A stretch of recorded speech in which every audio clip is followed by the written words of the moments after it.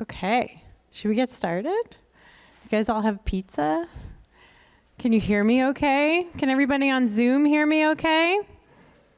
I see some good closed captioning happening too. Well, thanks everybody for being here tonight for step 3 in the Plainfield Forward process. My name is Jessica Savage and I work for the Vermont Council on Rural Development, or VCRD. Thank you so much for taking some time this evening to be with us. We're going to start off all together in this room talking about housing strategy. There's a group talking about Resilience Hub. We'll come back together to hear about what they landed on later tonight. But we're going to spend the majority of the evening in this room. So make sure you feel comfortable, have what you need.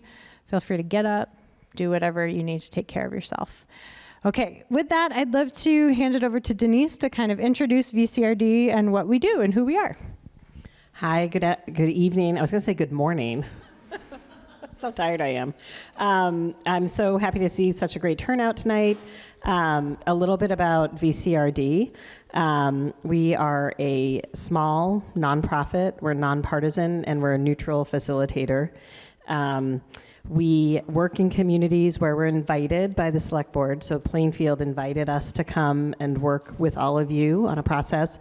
Although we're invited by the select board, we work for the community, and we help to facilitate community processes across the state in many communities.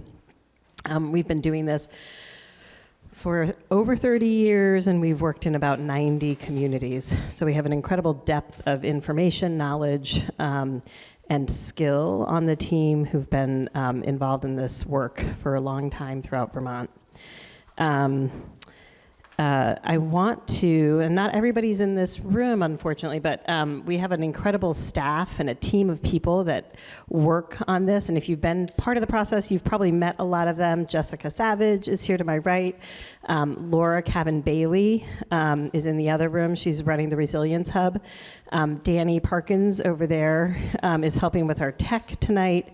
And then Nick Parker is also over in the Resilience Hub. So you'll see us floating around. Please feel free to ask us any questions, and we can help support you in any way that you need to tonight.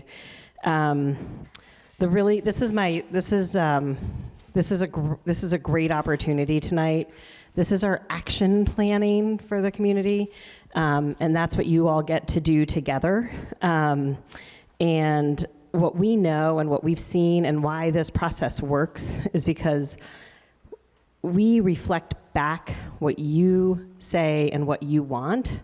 We are not here to tell you, right? And so it's really about the wisdom of the community and all of you driving this work, and that's what makes it so impactful, and how we get such great turnout and then results in the communities that we work in and work with. So I just want to give you all a hand for showing up tonight.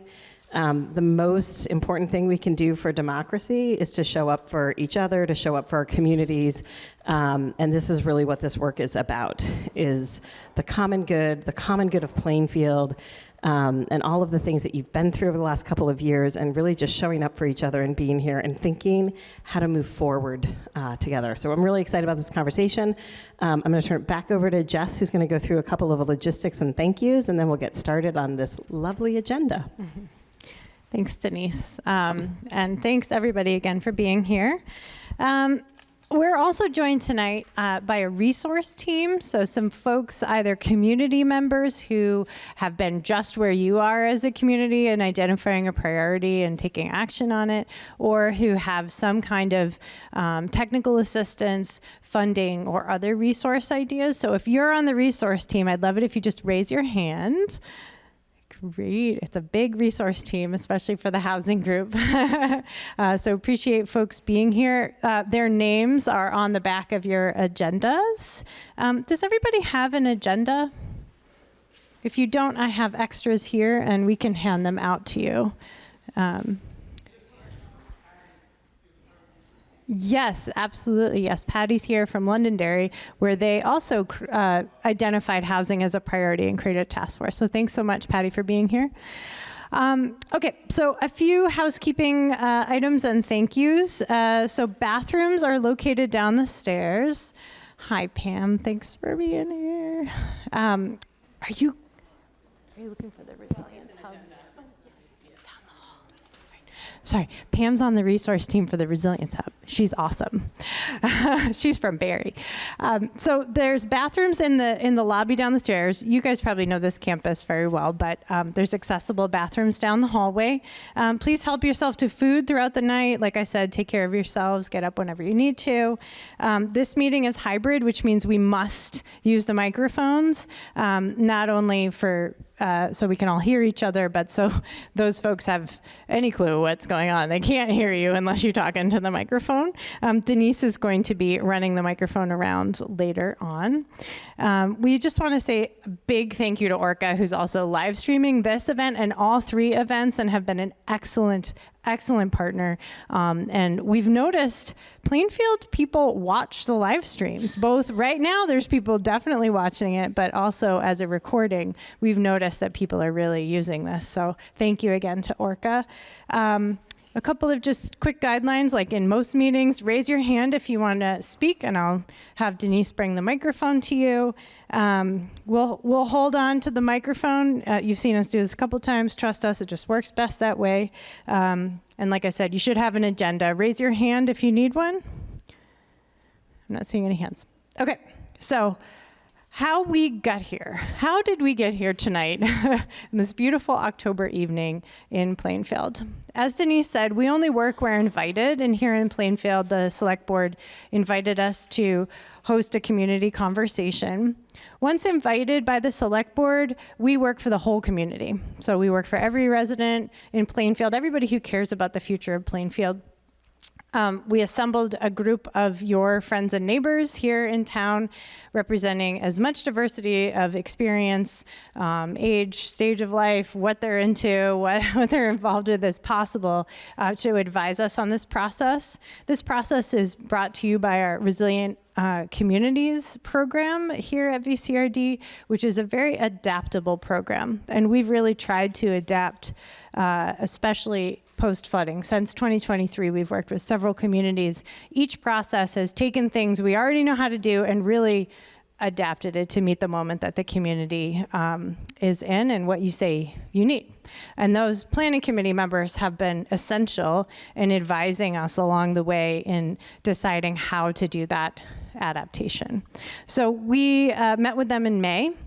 They named the process, they chose the initial forums, they helped us decide where to host it. Chris has been so awesome at Goddard, and I just want to thank them. Zach in the kitchen has made food every time. They've been so amazing as partners for this process, so it's pretty great. And they really, we talked a lot about, could we host it at the Opera House? And it felt like this was the most accessible place for Plainfield residents to come. So really appreciate them offering us this space to host these meetings. So we had our first meeting here. It was hot, very, very hot in July. My hottest facilitation ever yet. And I didn't pass out, and you guys did an awesome job brainstorming around things like housing, community buildings, transportation, sense of place, et cetera. We took copious notes during that meeting. We distilled all those notes down and reflected back to you a bunch of ideas for action that we thought you might want to talk about. We brought them back to you in September, sorry. We had to skip August because it was very busy. It was too hot, it was very busy. So then in September we came back and we had a conversation about all those ideas. You let us know if we missed any, got any wrong, and we had a big discussion about all the top 10 ideas. So you did one round of voting, you got down to the top 10, and then we took a moment, and this is a really adapted process, where we heard about all the work, all the context for the work that's already underway in Plainfield around those 10 ideas. You guys are an extremely impressive community when it comes to the quantity and quality of work that you're already doing, right? And so we wanted to make sure to hear that context and offer you an opportunity to then prioritize, okay, out of these 10 ideas, what are the first 2 things that you think will make the biggest difference for Plainfield moving forward right now? So that's how we got here tonight. The top two ideas were create a housing strategy and create a resilience hub and network. The close third was increase accessibility in Plainfield, and we connected with the accessibility committee and really felt like we could integrate that. And the point of the conversation in September that people were making in the room was that accessibility is kind of part of all of these ideas, and so that's also part of what we're talking about when we're talking about creating a housing strategy and creating a resilience hub. So that's how we got here. Are there folks who have any questions about the process and how we got here? And I'm going to run through the agenda and make sure that everyone knows what we're doing, but any questions about how we got here? Yes. We need the microphone, sorry, because the people on Zoom won't hear you otherwise. Hi, I'm Chris Mixick. I live up on Lower Road, Plainfield. Hi, Chris. And, I'm a member of a few advocacy organizations. How do I get listed as a resource partner? Oh, a resource partner. Well, you can. We're going to send around the sign-in sheet in just a minute. If you put your name and email and you want to put a star or a little note that you have resources you could offer this group, Okay. feel free. I noticed that there's no Efficiency Vermont or code specialist on the Okay. list. Yeah. And I'm an EEN contractor, and I'm also president of Vermont Passive House, which is a nonprofit that promotes a high standard energy code. Okay, great. So we are going to send around a sign-in sheet, and no doubt there are people in this room who have lots and lots of skills to bring to bear, and that's what this is all about. As Denise said, we've done this process or something like it in over 90 communities, and what makes the difference is having committed people who want to take action, getting matched up with the resources that they need to take that action. So really appreciate you saying that, Chris. And I'm looking at some really high level skilled people in this room. So how's it going on Zoom? Can you hear us okay? I'd love a quick thumbs up or some other emoji. I see it. Thank you, Patty. So Danny's going to essentially be your avatar. She's a lovely avatar, and she's going to raise her hand just like the rest of the room. Thank you. Oh, there she is. Double Danny. Look at that. Whenever you all are raising your hand online. So the same rule applies in the room as on the Zoom. Okay? So with that, now that we've gone through the process and how we got here, I'd love to offer Peter from the Select Board a moment to just welcome folks and talk about this moment and opportunity. Thank you, Jessica. I'm Peter Youngbear from the Select Board, and we're really pleased to have Council on Rural Development do this process for us here.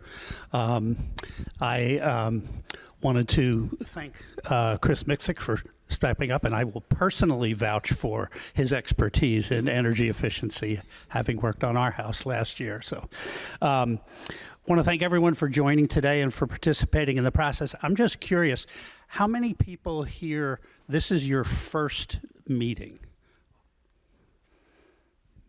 Okay, so one. All right, so everyone else, and Chris. So everyone else has been to at least one or two of the others. Thank you. The whole point here tonight is to share our perspectives and viewpoints and ideas.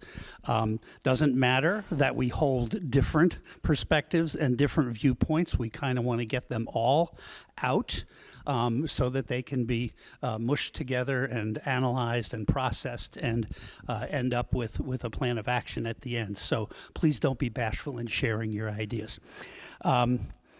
This is about reimagining Plainfield.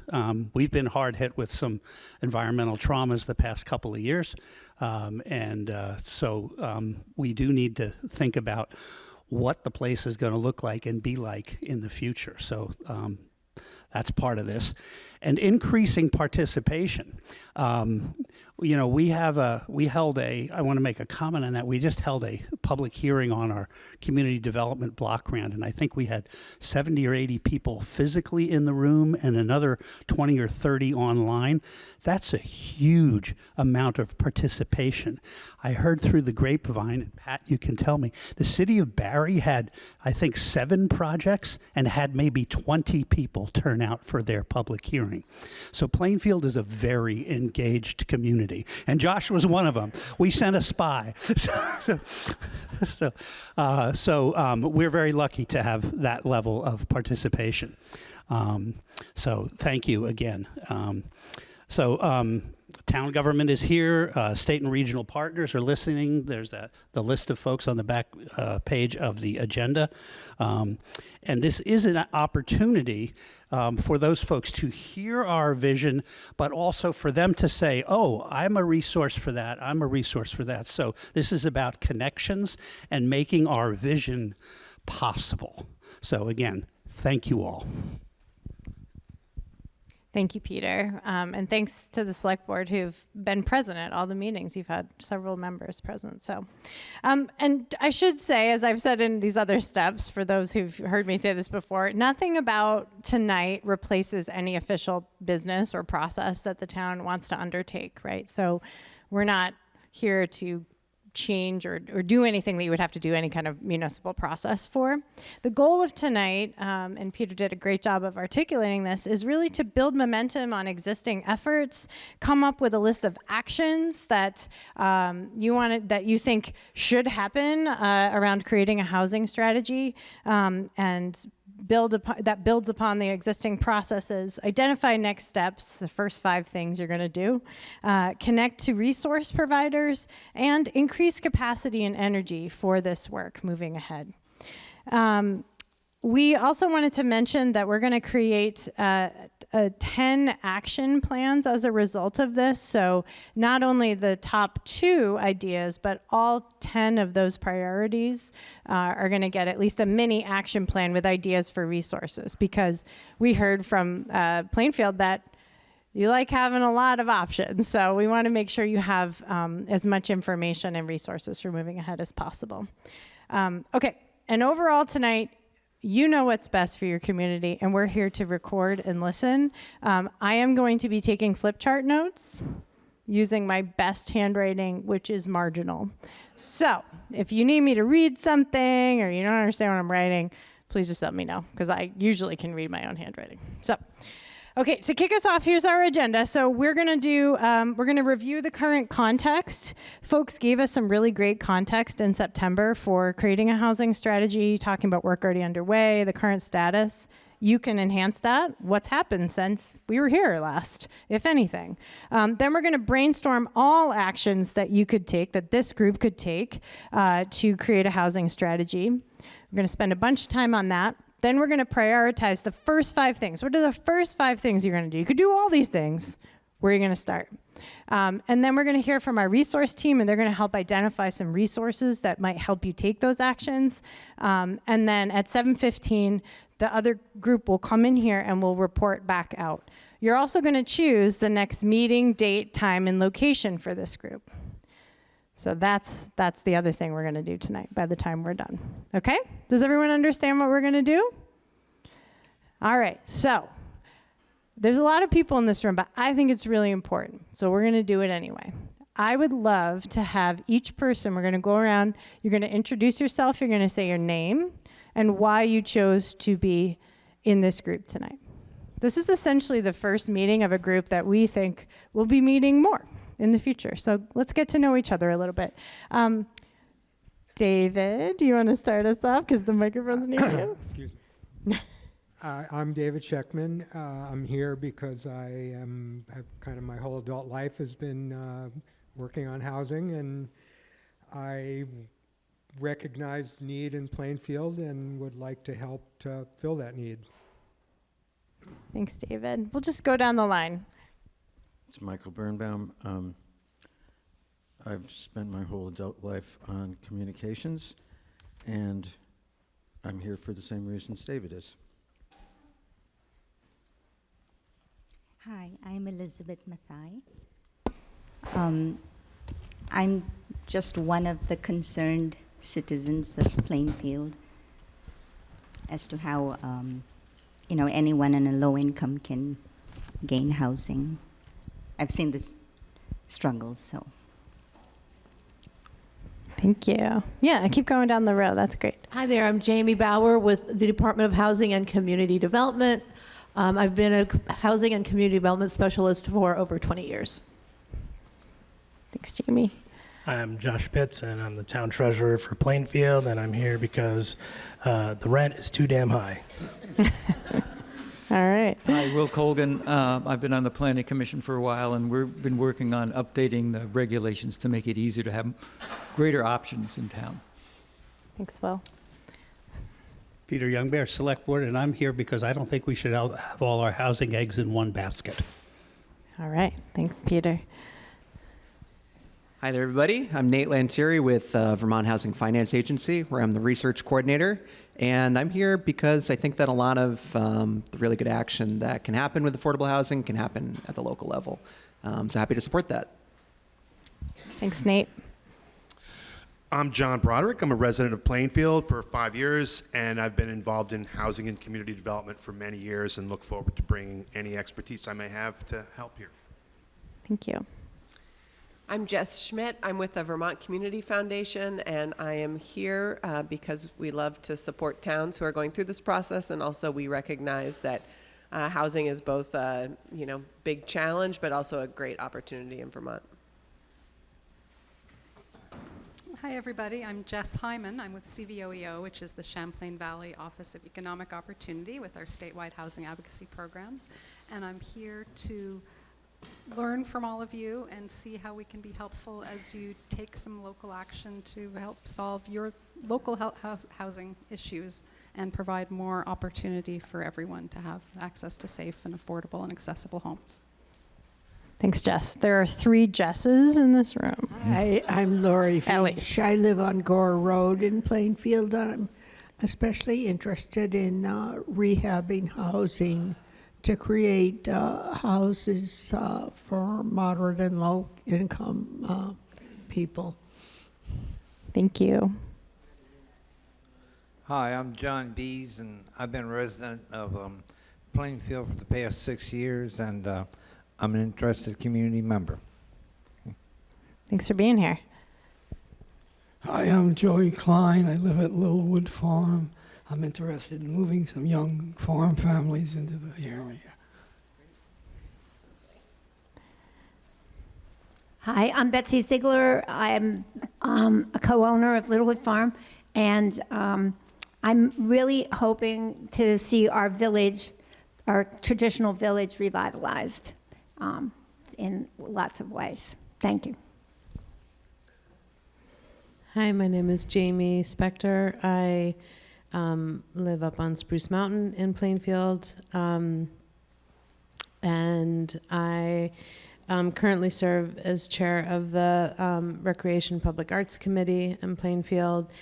I have served on the board of Down Street, have worked for a community land trust on the West Coast, and I'm here because I was involved in the housing committee with others here in the ramp process, and really I'm interested in seeing how we can both replace the housing we're losing because of recent flood tragedies and attract and build new housing to grow our village center and just create more affordable housing in Plainfield. Thanks, Jamie. Hi, I'm Eli Toohey. I work for Central Vermont Regional Planning Commission. I do community and economic development, so I focus on housing. In a previous life, I worked in homelessness services, and I believe strongly that housing is a human right, so I'm glad to be here. Thanks, Eli. My name is Erica Hoffman-Keese. I'm the director of Green Mountain Economic Development Corporation, which is the regional development corporation south of you. I'm here twofold. I'm also a VCRD board member, kind of sitting in providing a resource placeholder for Central Vermont Economic Development Corporation, which is here to serve housing, work with your RPC going forward. And I joined the VCRD board because of this process, having seen how it works in some of the towns in my region, and it's invaluable. Hi, I'm Becky Atchinson, and We've lived here for about 22 years, and I'm here right now because I'm curious to see what people want and need and how I can help. And I was also, as Jamie mentioned, part of the RAMP Housing Committee, so this is kind of the next step. That's it.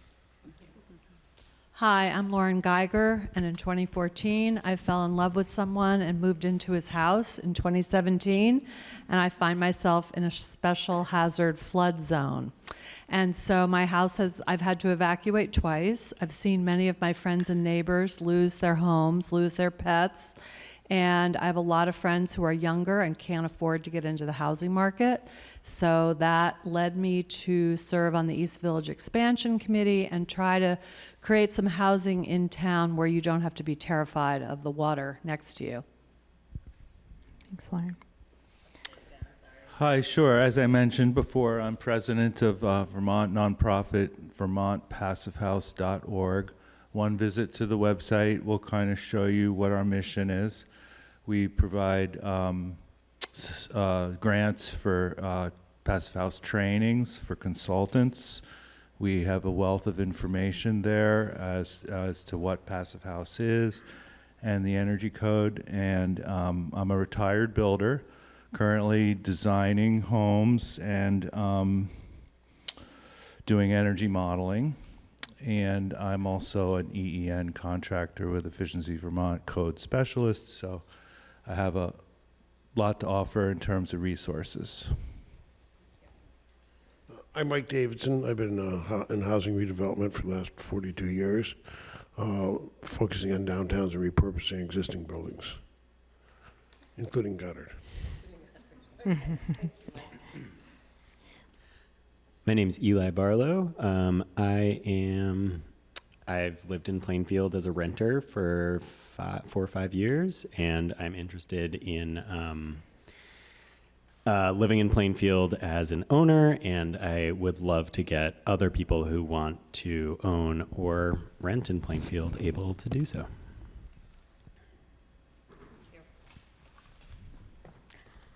I'm Ellen Selkowitz, and I've lived in Plainfield a very long time. And I'm here because I feel very lucky to have a home here. And I'm concerned about all the people who did lose their homes through the flooding and want to be able to stay here or to bring back some people that left.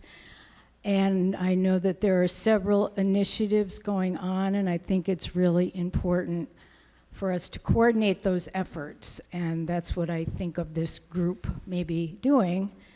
And to do it thoughtfully and in a smart way. Thanks, Ellen. Hi, I'm Hazel. I'm here because I was providing childcare for this event, but none of you brought children, so now I'm sitting here. Although I am interested in the subject topic too. I know that housing can be difficult to kind of obtain in this area. My mom, actually, she doesn't live in Plainfield. She lives out in Marshfield, but she was forced to buy the house she was renting because there's just nothing available in the area. So yeah, talking about affordable housing is important. Thanks, Hazel. I'm Rue. I'm Jamie Spector's kid. I'm also here for childcare, but I think it's important to build a community where everyone who wants to be here can be here. And I think that that's the kind of space we should foster in Plainfield. Thanks, Rue. Thank you. Yeah, that was very well said. My name is Arian Tabumri. I'm on the East Village Expansion Advisory Committee, owner of What's Left of the Heartbreak. I'm here because I think housing is a good idea and Plainfield is a good idea, and the two together is just great. Thanks.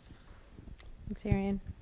Melinda View. I'm a longtime resident of Plainfield, moved here from Oklahoma and Kansas, and would never go back. I am fortunate enough to live in the village above the water level in a historic house. I care about the village and its history, and I care about the process of what's going on now. And I hope that thoughts and respect can come together through the cooperative working together on coming forward with a plan for housing that respects all the history as possible in Plainfield. Thanks. And I have the mic, Denise. You gave it away. No, I'm Pat Moulton. I am the Central Vermont Flood Recovery Officer. I work in Central Vermont and Northern Vermont. I work for the Agency of Administration. I've been working with Plainfield on flood recovery since the events. I've been part of the East Village expansion project planning. My interest, I have a strong background in economic development, and I recognize the link between workforce and housing. If we don't have housing, we don't have a workforce. We have both crises happening in Vermont right now, so we need to help solve both.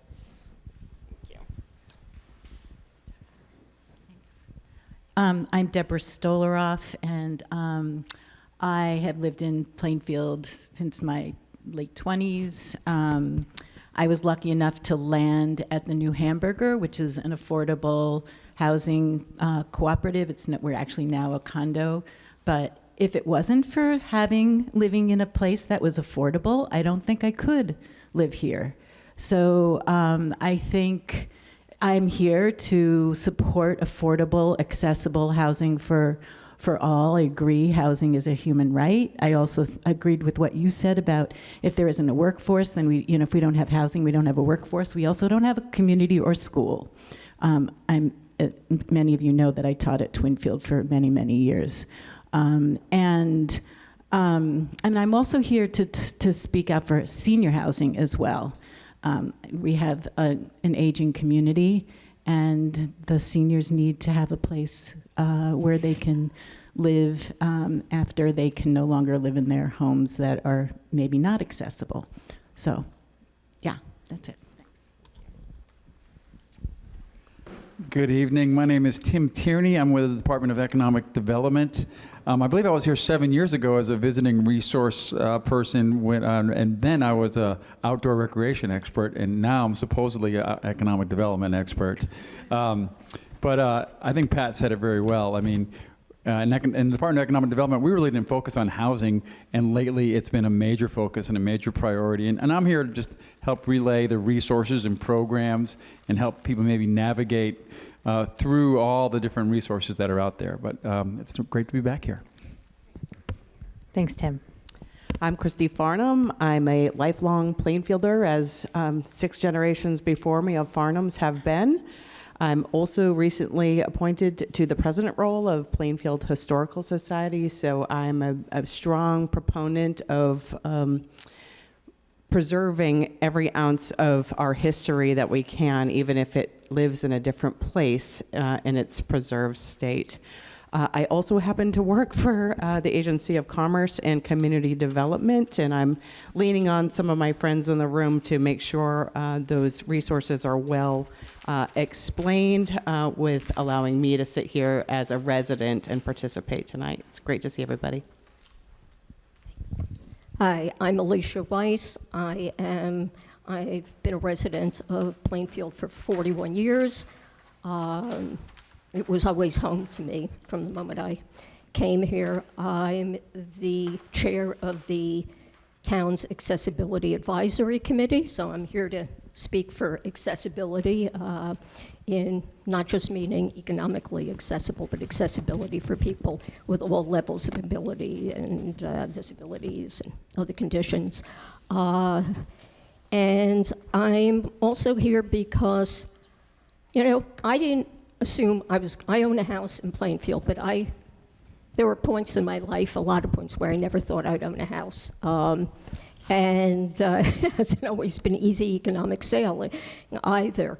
And I want to see people have housing, and I really want to see that we provide, as we think about this, an array of types of housing and not make assumptions about everybody wants to rent or everybody wants to be a single home owner, that we take into consideration multi-generational housing, and that we think about the history of our town. I'm a professional genealogist. I do house histories. I think a lot about the history of this town and need to hook up with Christy for the Historical Society.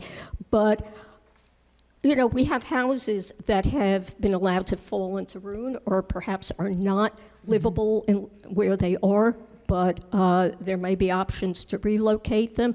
I am also concerned that we don't hear the voices of the people who have lived in, enough voices of people who have lived in Plainfield for generations, including a lot of the elders. And I hope we can figure out ways to bring them into that because they have a lot to tell us. Great. Thanks, Alicia. I'm Carl Bissix. I'm chair of the select board, and I'm very interested in affordable housing for all, whether it be rental or ownership, and also the preservation of housing. We do have the stock we have, which makes our village very charming, but we have to preserve what we can, I think. So. Thanks, Carl. Hi, I'm Gail Poinsett. I'm just a curious neighbor. I wish everyone had happy housing like I do. So I'm here to see what's happening. Great, thanks. Danny, do you want to let folks online say hello, or we could read their... Yeah, I have asked. Looks like Patty just came off of, turned her camera on. Go ahead, Patty, you can unmute. Hey everyone, I'm Patty Eisenhower. I live in Londonderry, southern Vermont. We had a VCRD community visit during COVID, and one of the top priorities for our town was housing, and specifically affordable housing. So I've been involved with a number of committees over the last several years in looking to facilitate development of housing in our community. So I'm here as a resource for the group. Thanks, Patty. Anyone else online? Nope. Okay. Well, thank you so much. I know it took, Francis arrived. Here, would you introduce yourself and say why you're here? Sure. I'm Francis Rose. I'm on the Plainfield Select Board. I live in the village. Housing is a hot topic. This is not an extractive economy. What's going on statewide, it's like no longer the thing that is making the finances happen. Wealth is in the people. And so places for the people who make the wealth, who make the richness that we all feel is why I'm here. Thanks so much. Did we miss anybody else who arrived late? No, everyone got to say hello. Thank you. And thanks so much. I know it took a little while, but like I said, this is a really important topic for Plainfield. We heard it loud and clear. And B, this is the group of people who showed up here tonight, and just want to make sure you know each other. I know you know each other probably, but hear why you're here and why this matters to you. So really quickly, what I'm going to do is I'm going to read what this priority meant. Yes, Danny.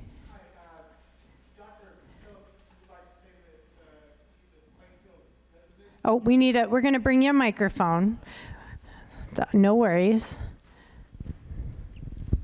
Hi, yes. Dr. Phillip online was saying that he's a Plainfield resident for the better part of 38 years. Alicia and he and Alicia lived in Hemlock prior to that, I believe. Okay, great. Thanks for being here, Dr. Phillip. Yes. Okay, so what I'm going to do is I'm going to read what we meant when you all voted on create a housing strategy, and then I'm also going to read the description of increasing accessibility, because like I said, we heard it loud and clear. Everything goes with that. So, create a housing strategy. Participants noted ideas to expand housing efforts in town, such as education about zoning, inviting more people to live in Plainfield, mapping where to build, and repurposing buildings for housing. This group, this is you, could balance more housing with natural and working lands and coordinate with existing initiatives such as the East Village Expansion Project and others. A group could explore, visualize, and expand beyond the work underway, including what zoning enables currently for new housing options in the village, at the Creative Campus at Goddard, and other locations around town, and make changes if needed. This process could set housing targets for the town, including a variety of types of housing, and work with housing organizations, developers, and homeowners to implement. So that's what create a housing strategy means in this context. And then the increased accessibility description is participants noted that accessibility in Plainfield goes beyond buildings and involves how people are included in events and meetings. There was support for increasing and expanding all aspects of inclusion and accessibility in Plainfield. It was noted that the Plainfield Accessibility Committee is already working to improve the accessibility of town events and would welcome additional support for advancing inclusion in all community initiatives, including this one. Okay, so that's a little bit of what we meant when we said create a housing strategy. And then this is a little bit about what you told us in September was already underway, the current context, okay? I'm going to read it so that we can, because I don't know if you can see it from back there. I couldn't see it from like right there. So from the 17th, you said there's the East Village Expansion Advisory Committee that's established and doing work. The town voted updates to your zoning already, which includes the Goddard property and creates smaller lot sizes. The Planning Commission is beginning the new town plan in the winter of 2026. The Select Board is supporting and working on town meeting 2025 vote for housing strategy. No, I'm sorry. I don't know why this ends on working on. Yeah, maybe. Or did you vote? Again, I'm reading this. You would know better what this might mean. Is there going to be a vote for housing strategy in the town meeting next year? Or was there one? There was one? No. Oh, on the expansion. Okay. Sorry. We also received some context online, so maybe that's part of this confusion. And in a minute, I'm going to let you tell me if we got anything wrong or anything additionally needs to be added. So the Plainfield Inn was recently purchased and could be potentially used for housing. The new home fair in September of 25, you had 200 people attend it. And that's really great. So that's some current context around creating a housing strategy, what's already underway. Is there anything missing or recent? And we don't want to spend too long on this because we need to start brainstorming ideas for action. So is there any additional local context that you feel important to name?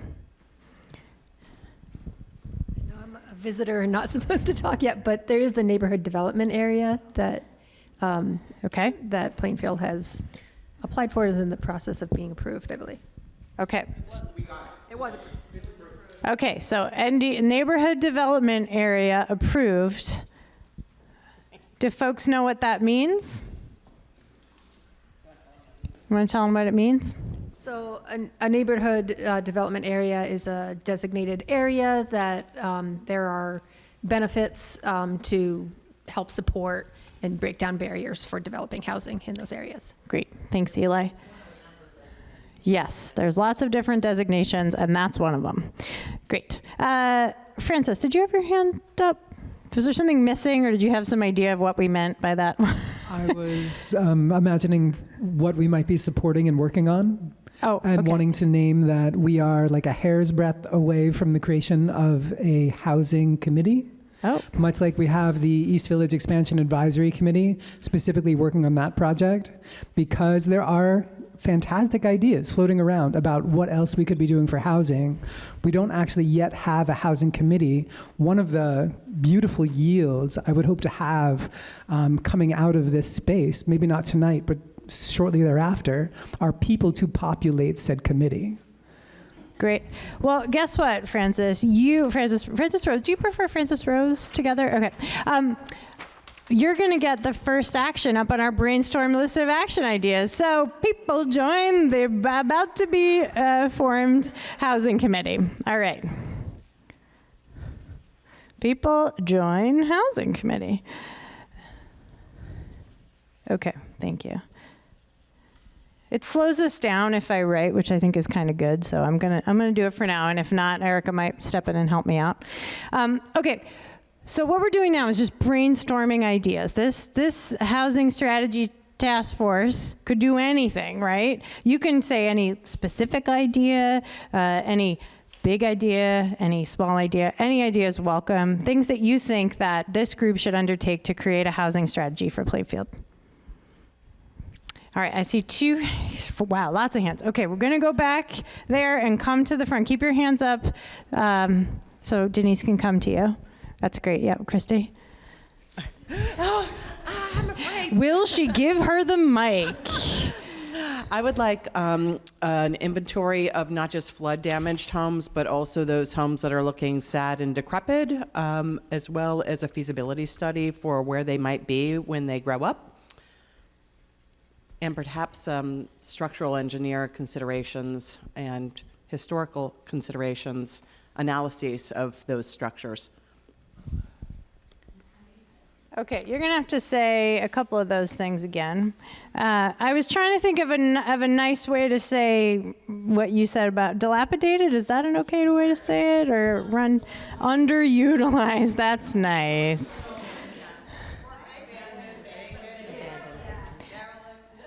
Okay, all right. We got lots of words. It's a really good, you guys are a really good thesaurus room. We got lots of good words. Okay, what did you say after that? So an inventory of those flood damaged homes, and then you said two other things I want to make sure that we get. And now you put food in your mouth, and I'm sorry. The cookies are really good, yeah. Yeah. Structural and historical review of those buildings. Okay. And historical preservation considerations. It shouldn't just be like, oh, it looks too sad. Let hit it with a wrecking ball. Okay. And that's it? There wasn't a third thing? Okay, you said it, so as long as you feel complete. Yes. So I actually was going to say the exact same thing, but I was also going to add to have them mapped out. Okay. So an inventory and map of flood damaged homes? Potential receiving sites. Sure. I found 14 already. Like possible, like pricing or what, if something is affordable or, just to like note the different tiers of the types of houses that are being on the map. I see. So you want an inventory of like basically all the homes in Plainfield or just? Available, abandoned. Okay. Yeah, flood damaged, whatever. Vacant. She's got it, but. Home. And cost, like price estimate? Value estimate? Okay. All right, we've got some hands up. We just keep coming forward. That's great. You can go to Jamie and then Betsy. You want to hold it? Okay. So this is a tag on to Christy's suggestion. Yes, it's kind of an update. So Betsy and Becky and I worked on this in the ramp process. We did sort of such an inventory right in the downtown village. I can try to find that spreadsheet. We were in particular looking to make a list of the homes that were vacant, kind of empty, abandoned, seemingly abandoned. The key piece of it that I think isn't noted yet up there is who's the owner and the ownership of them. And that's kind of where we got stuck, which we talked about, I think, in the first meeting. That I think has to go into the inventory. Who owns it? And in our case in Plainfield, there's a particular owner that is difficult. Okay. So you want to create a list of owners, and then is there something else there in terms of? Well, so it's just a piece. It's just a thing that has to be named. So we're not talking about. I mean, there's there's all the properties that are empty and that they're maybe going to be part of the buyout. That's like one piece of it, right? The flood Sure. damage buyout, that's like a separate category. But then there's some homes that are in the village that people may be thinking about, like, oh, that's like an eyesore and it's empty and what are we going to do? And maybe there's historical significance. And sure. But one layer on that spreadsheet is who owns that building. Okay. And that has to be investigated. Okay, great. Other ideas? That the town of Plainfield develops a ordinance for vacant houses. There is an ordinance existing in a lot of towns. I have an example, I'd be glad to send around it, but from Brattleboro. $800 a day for a house left vacant for over 30 days. Betsy. Brattleboro example, you said, Betsy? Not ignoring this side of the room, but I'm going to do it I'm going to keep coming forward and then right? His hand is up. Is that, or do you want me to go? Where do you want me to go? Yeah, I was thinking you'd go back there. Okay, Sorry, go Peter. back. We'll come to you, I promise. So, Ariane. Just because their hand's been up for a while. I think I just want to second Betsy's suggestion that we look at all legal options. I know that Bram, town clerk, has been looking at this. There are sample ordinances from Burlington as well, and so that we know sort of what the range of options might be to compel action so that we can actually do something. Okay, so explore all legal options for vacant home ordinances, or, yeah.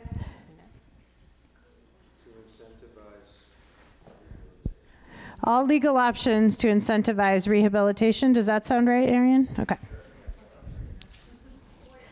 Was there anybody here whose hand was up? Mike? Okay. Let me know when you're ready, Jess. I'm ready. Along the same lines, as I've looked at both East Montpelier and Plainfield, there are a lot of homes, beautiful old houses, would be to contact those owners and find out what their intentions are and see if there's some sort of synergy there. Okay. Contact homeowners to find out their intentions. Okay.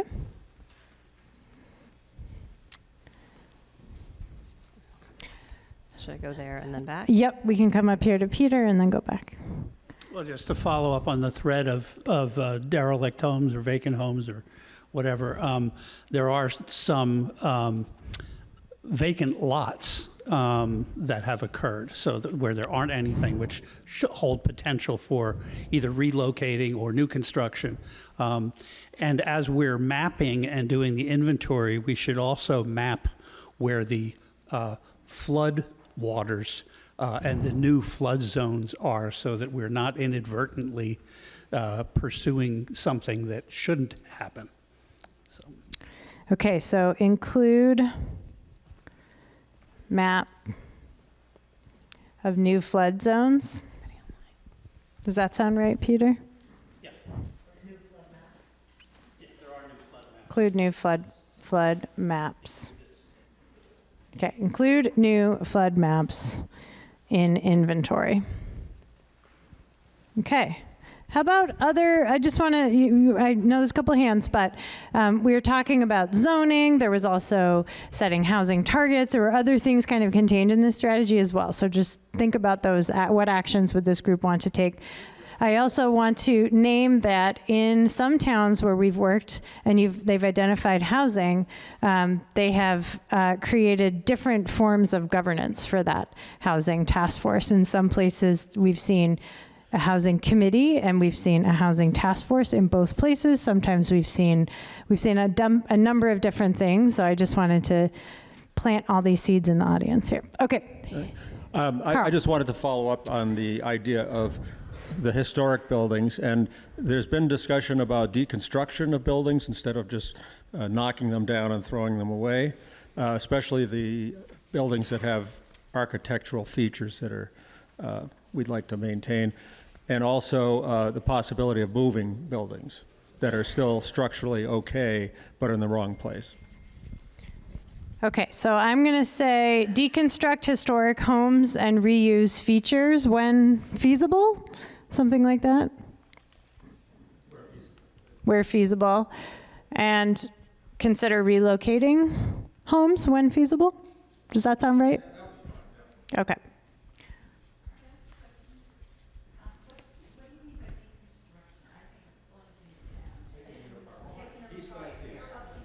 Taking it apart piece by piece and saving the architectural features.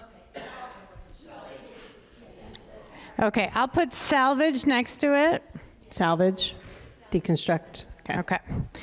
All right, there were lots of hands, so why don't we come to Alicia? Yep.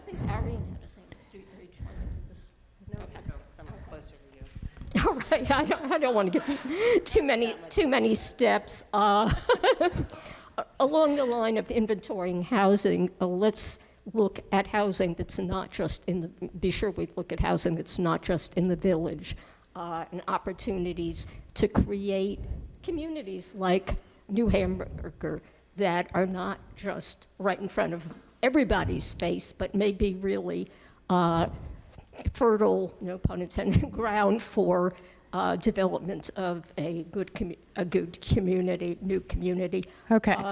Along these lines, I don't know if I'm sort of jumping the process. Alicia, but, I'm sorry, just to slow you down, because I want to write what you just said. So identify locations outside of the village. The village area. The village area also have housing that could be rehabbed. Or there's also housing there. Okay, that's what I missed. Yeah. So there's housing outside of the village that could also use. And also there may be land that would lend itself to small projects of new housing or relocated housing. I don't know if I'm jumping the gun, but clearly we need to have groups starting to explore funding for historic preservation and other, ecological building and other factors that may dovetail with what we're saying we want. Okay. So that's the second point. Yes, but I think historic preservation resources is a good thing to note generally, because it's not just funding, right? Okay, you can keep going, Denise, to Christy. So I'm interested in exploring what was once contemplated as campus number 3 here on the Goddard campus, and the idea that it's so proximate to already built infrastructure. And it could be developed in really unique ways, like public-private partnerships, or having the town be the municipal owner of the land and then have the developer own the air rights above it, like in a condominium sort of a situation. So there's lots of creative ways that the campus not be sold off and contained to still the Goddard campus, but would still allow for home ownership. Okay, so would you consider public-private partnership for development of that parcel? Okay. Let's just let her catch up. Okay, you can go to the next person. I would like to inventory the town, maybe through Front Porch Forum or various ways to get out and ask people, would they be willing to subdivide their property?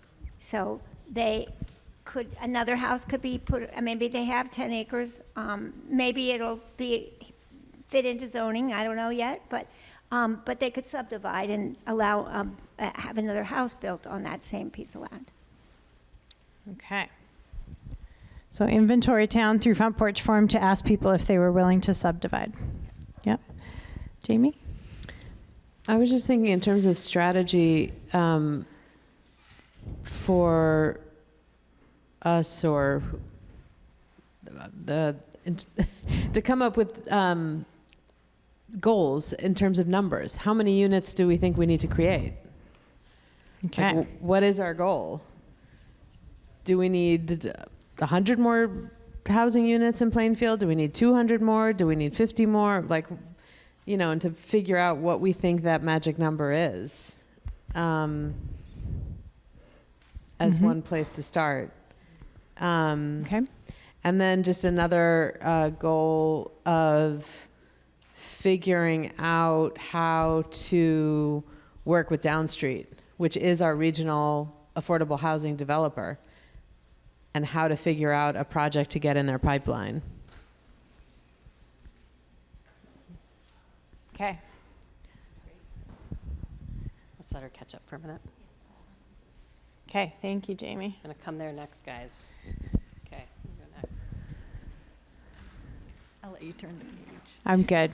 Thank you. You guys are being really patient. It kind of slows you down a little bit, though, then you have time to think. So, So I would love to have us have conversation with the owner of Goddard around senior housing here, and I would say actually intergenerational housing, and how to use the spaces here at Goddard that in a way that would build community, a community area for housing. I'm going to come back this way, I think. okay. Coming to you next, because your hand's been up. I fully delegate you to You choose. delegate me to do I this? delegate you to choose who's going to speak. I believe in you, Denise. Two pieces. One, to dip back, this owner's list that we're generating, to me, doesn't actually mean anything unless we reach out and contact the owners. I wanted to combine ideas toward Mike Davidson's point about asking what their intentions are, but also not being naive and kind of backing it up with the teeth of an existing housing ordinance about what happens with continued non-action. That was piece one. Second, unrelated, is housing cooperative trusts. One housing cooperative trust could hold a number of properties, including properties that are marginally in the floodplain. The part of Main Street, for example, that is closest to the Winooski, these aren't buildings to tear down, but they may flood again.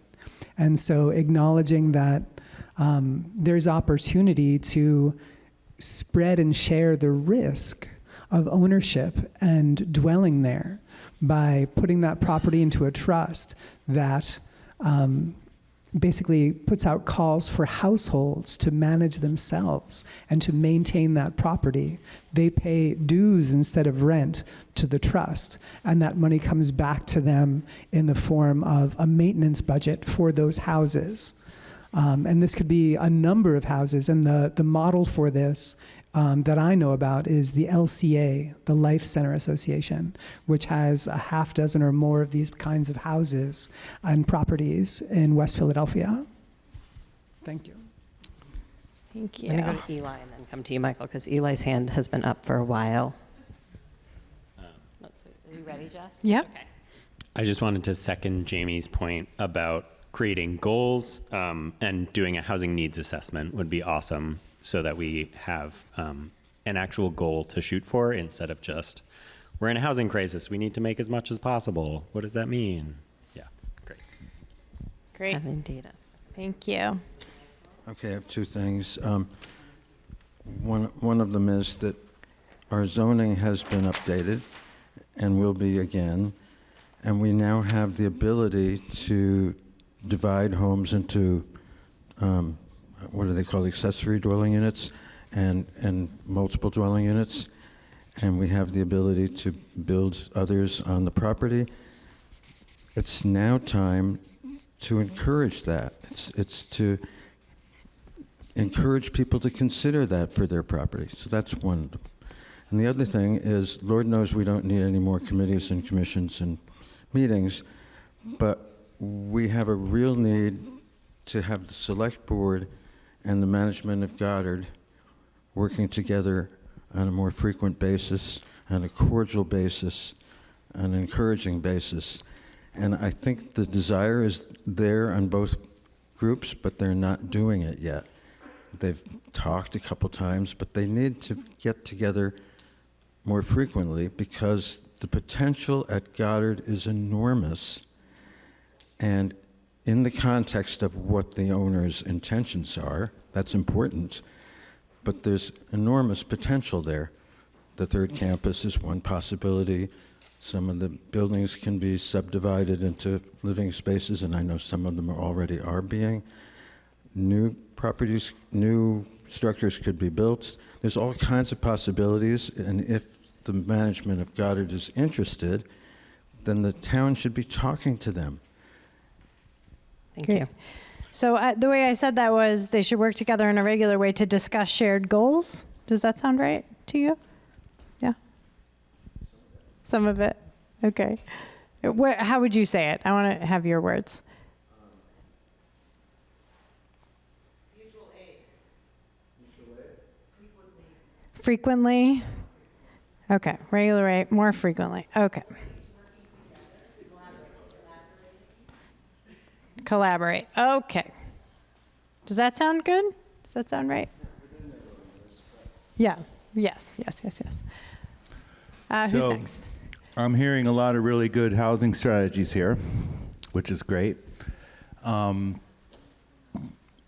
in support of Carl, that the group should consider making a mutually agreed upon standard of best practices around deconstruction, renovations, and new construction in terms of energy use, water use, impact to the community.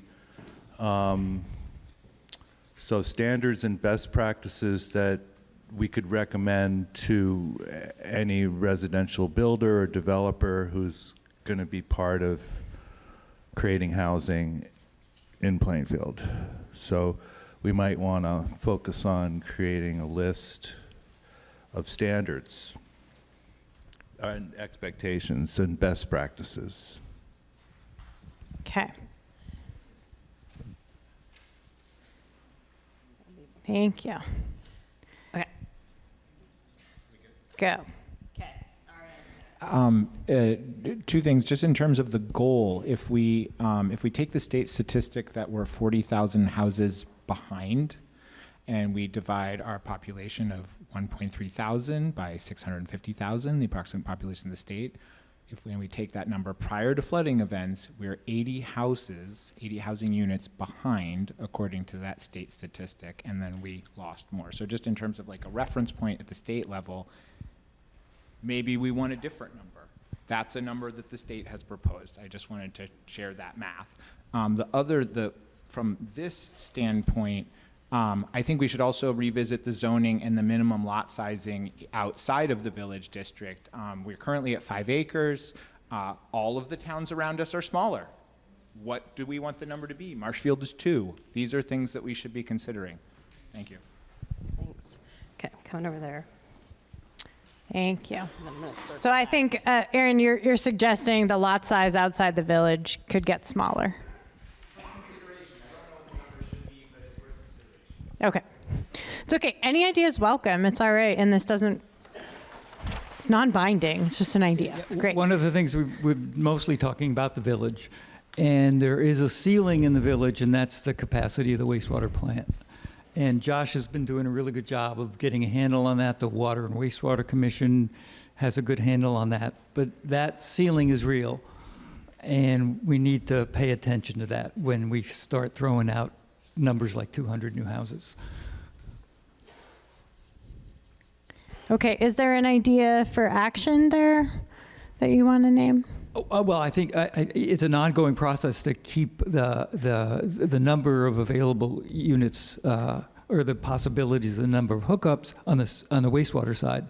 The water, if it rains, will be all right. If it doesn't, that's a different problem. And there's also technology and finding leaks. There's a lot of things that can be done to increase the capacity. And if you reach that limit, you can renovate the plant and upgrade it. That's what we did in '99. We renovated the plant and increased the capacity. And you can do that again. You just have to know that that's a cost you're going to have to deal with if you decide to grow or you have that capacity to grow. So okay. It should be in the formula. You just can't say, let's do it. Sure. Right. So what you're saying is the wastewater capacity ceiling needs to be factored into housing targets. When the targets get way up there, we got a ways to go. Okay. In the village specifically, yes. Okay, great. I'm going to take a little liberty since we haven't heard from Mike yet. I'm going to have, since he raised his hand, I'm going to go over here next. I'm going to second what Will's talking about. And actually, it'd be interesting, useful to work backwards from what an expansion of the plant would involve, so that we don't have, as Will says, have these ideas of how much we have to do, and then have that run what we're trying to do here run against what's trying to happen elsewhere in the village. It'd be better for us to know up front what those costs look like, so we can work together. Okay, so working together with Creative Campus and the town as you set those housing targets and considering all of the wastewater and water implications. Does that sound right? Yeah, the cost of expansion is really what I'm saying is, what is the cost of expanding in different increments, so we understand what we're looking at and how those costs will be shared. But the other thing is, and I asked this first day I came to town, when it was Bram, I think Josh was there, is how big do you want the town to be? You know, be careful. We don't ruin Plainfield. I love Plainfield. You want to be careful what you wish for. You know, used to have maybe 1,600 people at its peak, what have you. 2,000 might ruin the place. So what's the point? And we're very conscious of that. So I'm a redeveloper. I'm very conscious of not overdoing it and knowing what that means and working with everyone, so we're on the same page rather than trying to guess. Sure. Well, thanks. Appreciate that. And again, any ideas welcome here to be heard in the room. We've got about 5 more minutes to just brainstorm, and then we're going to do the hard job of saying, okay, what first? What are the first 5 things? I saw lots of hands, so Okay. good luck, Denise. Quick. I was just remembering, Chris, you're talking about a certain future building built to a certain energy. Yeah, I heard Mike, but I mean, Chris had previously mentioned that that could be we could set a standard. And I was just remembering an example in Brattleboro where there was some rehab being done by a preservation group, and they had taken a downtown building and made it into low-income housing, and energy use was a really important factor in how they redeveloped that building. And I'm sorry, I don't have the details on it, but I'll try to remember. And the other thing I want to mention, I think it would really be a benefit to the town with, we hope, a lot of new ideas coming and maybe new action, to have a town's newsletter. And it would have some input, hopefully, some updates from the select board, from other from committees. I don't know, could be a lot of different things. It just might help us with our transition. Just an idea. And the other thing someone else has mentioned, she is not here, Christy, is a trail. We talk about trails, but that's another way to connect ourselves as a town and to have some good trails, one of which could be a trail coming possibly through Goddard down to the co-op. Thank you. That's it. And more, hopefully. Okay. So similar to some of the thoughts that are coming now, in terms of what we want, I would like for us to consider cluster housing and just to keep that in our heads so that we have open land available as well. If we're talking about a lot of individualized housing, that means that we're going to lose the land, the open land. So to consider cluster housing. Great, thanks. I'm going to go to you next because you haven't said anything, and then I'll come back over. Just a couple points. One of the tenets of Smart Growth Vermont is clustered housing with space left around it. And so I think that a lot of people feel positively about that. I also heard a quote that the only thing Vermonters hate more than sprawl is density. So you kind of can't win either way. But the other thing I wanted to say is that Josh Pitts is here, and just regarding the issue of the, the wastewater, that the capacity right now that's being used is something like 53%. He can correct me if I'm wrong, but just in terms of context, 53% right now.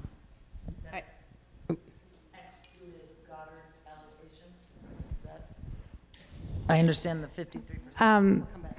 Would you let Josh give? He's right there. Josh can tell us. So we kind of have gone around and around on this. 53%, 50%, that's roughly an accurate number, and that's based off the 20-year evaluation on the wastewater system that was performed in 2019 and approved by the state.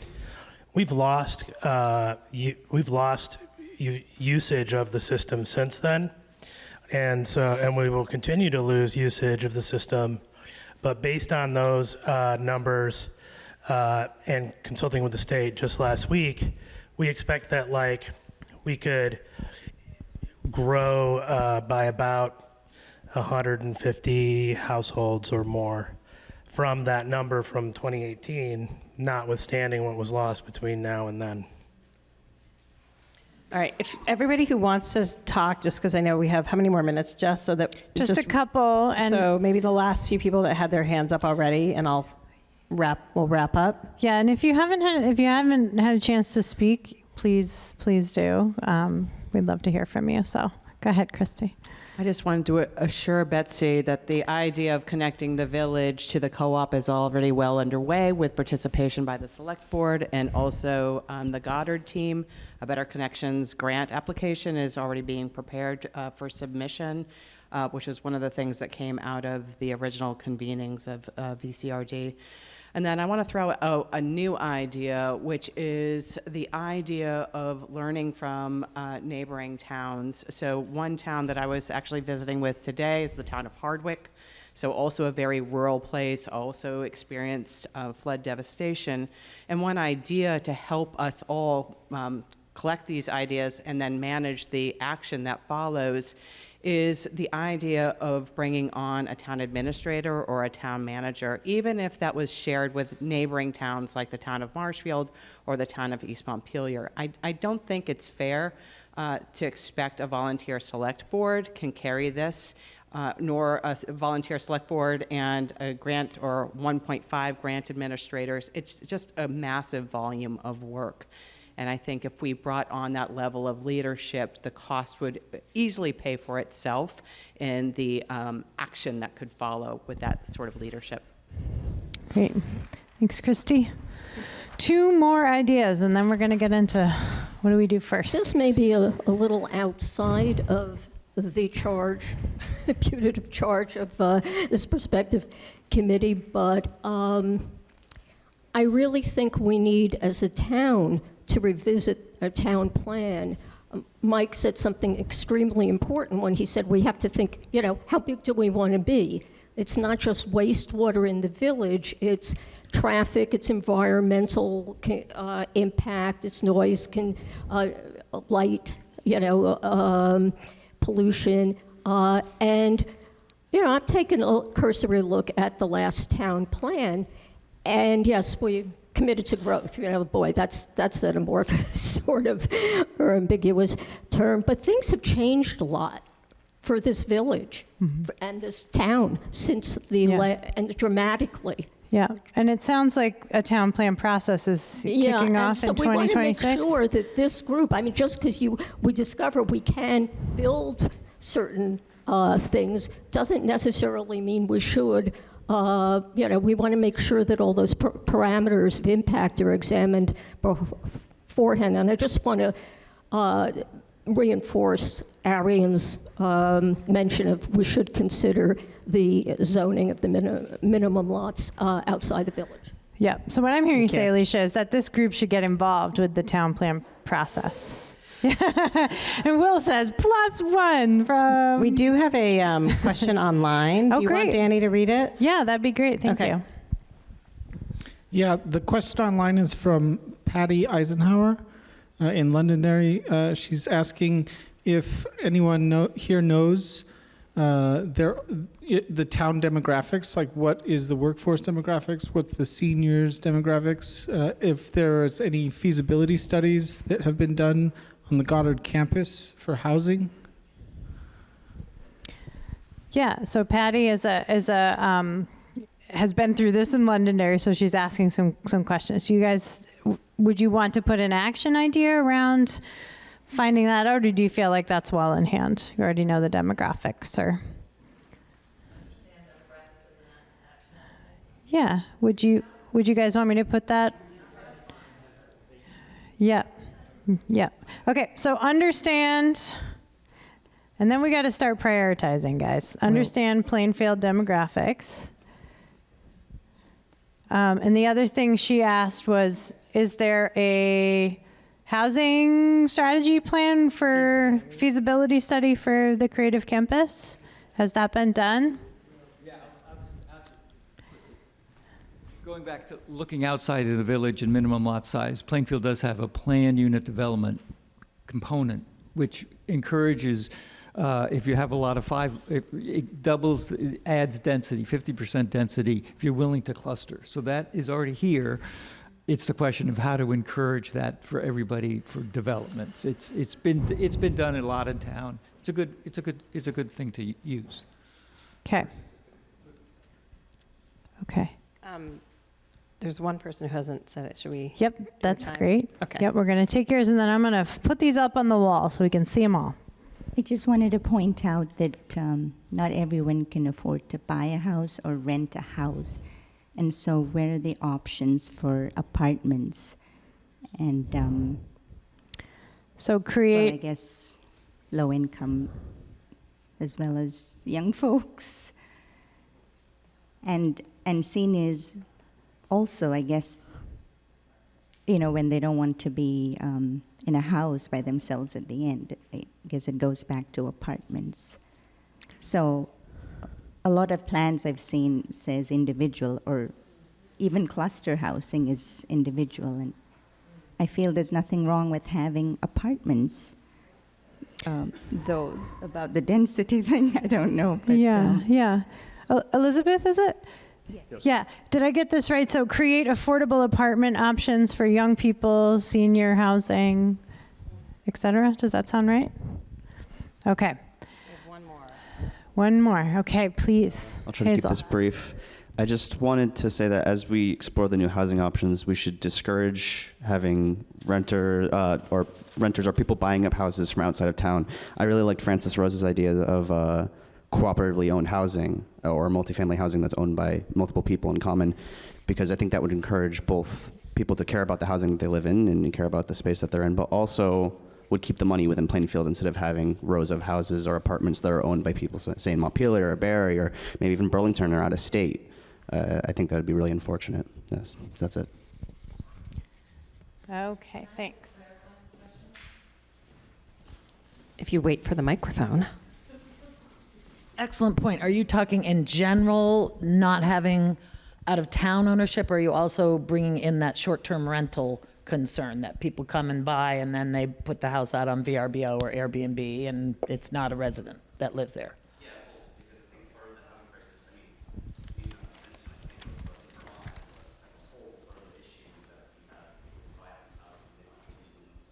Right. Trying to get a profit. I don't think the goal of our housing should be to obtain a profit for someone else, especially when they're not even within the town itself. Okay, so how about I say encourage ownership, local ownership of housing, of residential housing. Well, is that an action? What's the action? We're going to limit short-term rental. Yes. Limit short-term rental. Yeah, that's fine. Okay. Limit short-term rental. Okay, you guys, this is a really great list.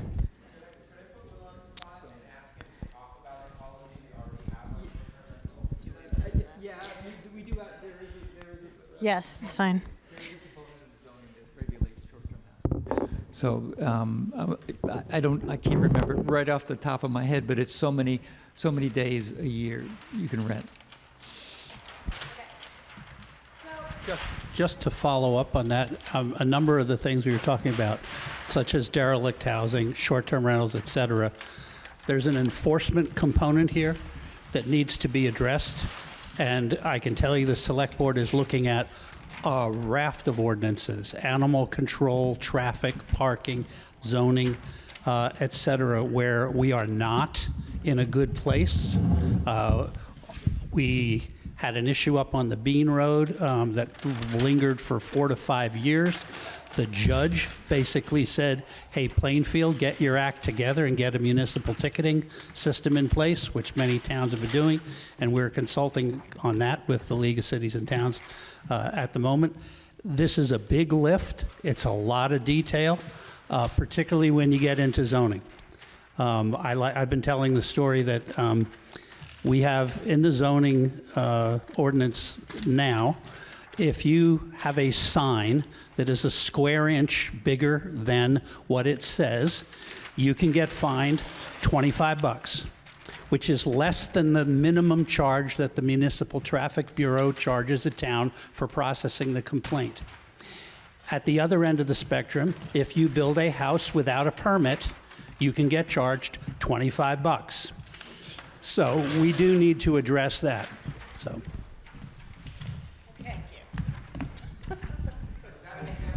Okay. So, you guys have come up with some really a big long list. My question to you, Peter, is what could this group do to support enforcement of the current ordinances that the town has? Is there any action that you would want to make sure we put up on this list? While we were busy putting them on the wall, we couldn't write.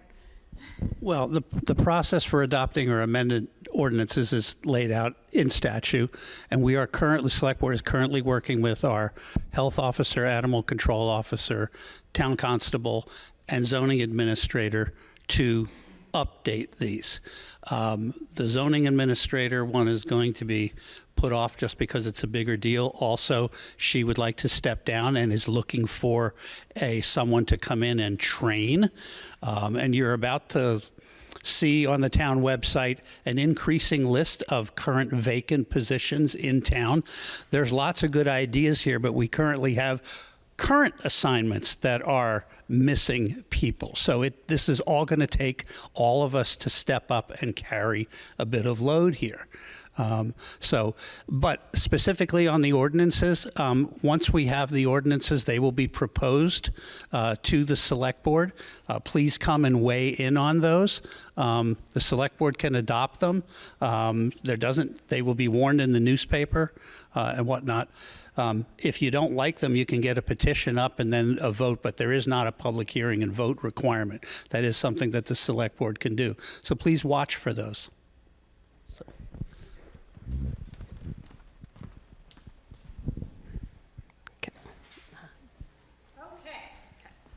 So, we've got a bit of a hybrid situation here, so we're going to do our best to make this as interactive as possible. How many folks are on Zoom right now? We've got Patty, 2, and the doctor.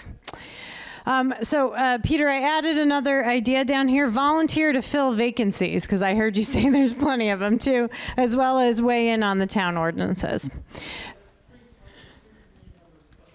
Oh, excellent. Okay. So folks online, we're asking Orca to zoom in on these sheets of paper here.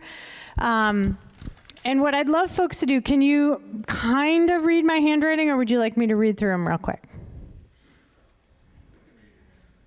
You can? I'm so impressed.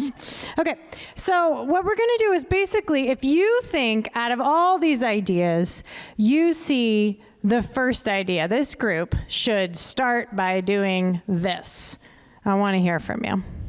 Okay, we've got lots of good ideas up here, but you need the first things first, right? Okay, Denise, would you mind running the mic? That's okay. Francis Rose, and then, sorry, Francis Rose in the front row and then to the back. It's all right. I put it down before you got up.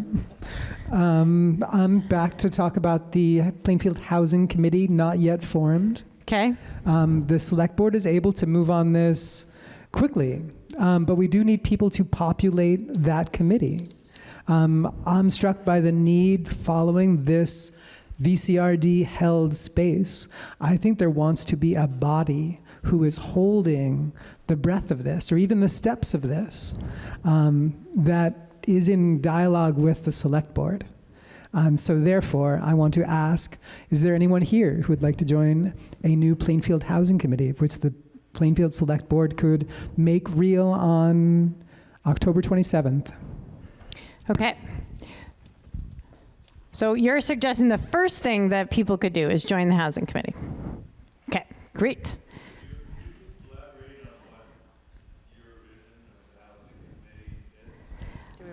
I think that, not that I don't want to hear it, but we are behind, like way behind in our agenda here. So let's hear from a couple of folks and then we'll see where we land. If that ends up being one of the first 5 things, then we'll hear from you. Okay, Frances Rose? All right, right here. Yeah, I think that any of the suggestions regarding like inventories, mapping, the demographics, any of the sort of informational data type of collecting, that we should do all of that relatively soon. Okay. And Frances Rose, I might be interested. Great. So what I'm hearing you say is, and what's your name again? I'm sorry. Deborah. So Deborah is saying all these things: inventory of vacant homes, a structural review of these homes, mapping those homes, the list of who owns it. That's the first thing first.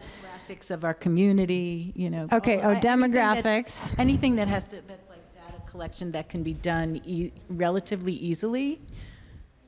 I don't know if it's true that they can be done relatively easily. Maybe it's. I think so. I think demographics are pretty easy. Yeah. Okay. Who's next? I think the targets, like what are not just the mandate of the committee, but also like what's the right size that we're going for, and having some kind of process that comes through. I think particularly with direction from the select board, but also additional public input, so that there is some clarity on what we're shooting for. Okay. So out of all these, Arian, which one do you think encapsulates that? Maybe. Yep. And is that is the housing needs assessment? There's just a bunch that are kind of really similar. So there's the housing needs assessment, and then there was. Yeah, it was one of them that was target number of houses. Yep.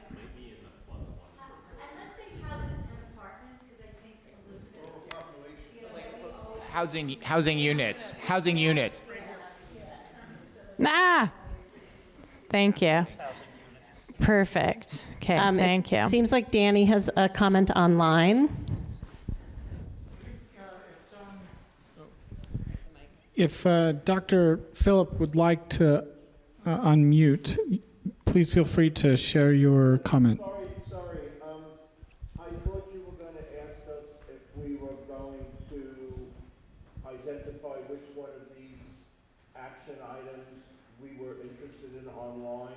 And I was just having trouble with my Zoom.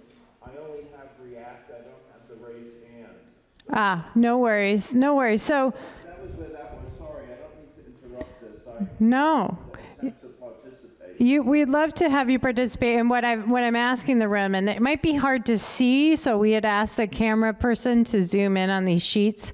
When he zoomed in, it was great. I could see it. But now you can't see it. So the question, so the question that you or anybody is welcome to answer is, what do we start with out of all these ideas? Where do you start? And we've got some great suggestions here that I'm starring, okay?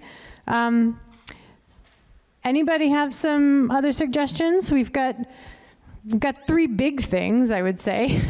First, we're trying to get to the first 5 things this group might do. Oh, thank you. Yeah, that's helpful.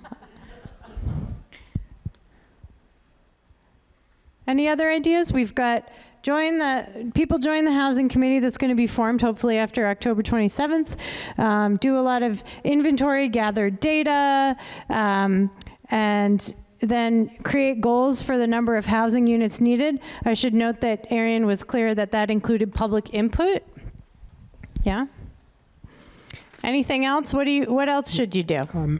I think there's likely needs to be more than one committee that it's not just a housing committee, that there's certain of these things that are a certain one kind of action, and there's certain of them that are another kind of action, and it might be good to separate them, because if there's one housing committee, this is too much for that housing committee. So I would encourage figuring out some way to have multiple committees if there's enough people that want to do it. Okay, so I'm hearing you suggest that you should look at all these ideas and figure out what the housing committee might do versus what's left, and figure out what other groups might be needed to do that.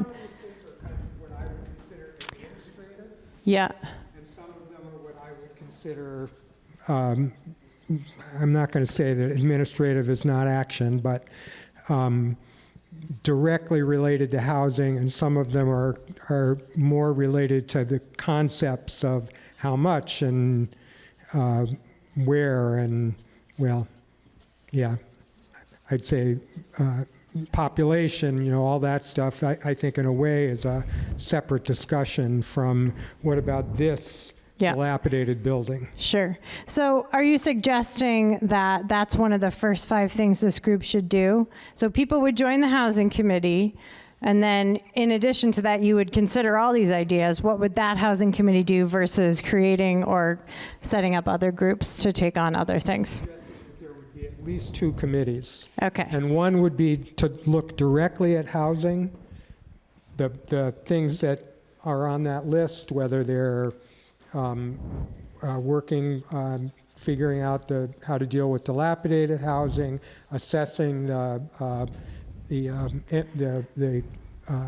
condition of housing, towards, yes, we can save this house, we can move this house, we can do this at Goddard, and like that, versus a complicated discussion about what should the total population target be, or how should zoning change, or those things. Okay, so housing targets and zoning as kind of at least 2 committees is what you're suggesting. Okay.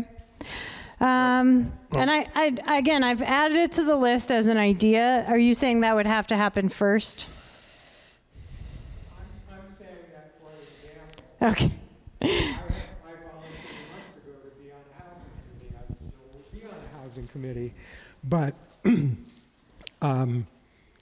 if the start of that is going to be, well, we need to figure out what we want the population of Plainfield to be, that to me is a whole nother conversation that I'm interested in, but I'm more interested in what about this house? Great. What about that house? What about this parcel? That parcel? So I think it feels important for people to understand what the housing committee is, or for the housing committee to establish its own mission, right?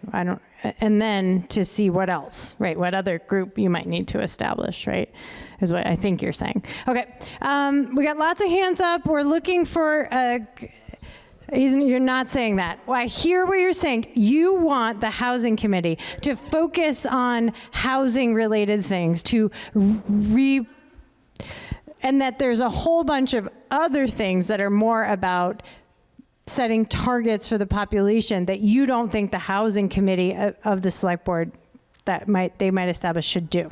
If we want to move ahead with things, in that it would be, I think, a good idea if there's enough people to divide up those tasks to more than one committee. Okay. Because these tasks here are just way too much for one committee. Okay, I hear you, and I'm sorry, I don't mean to lose the room on this. I just want to make sure I'm getting it right.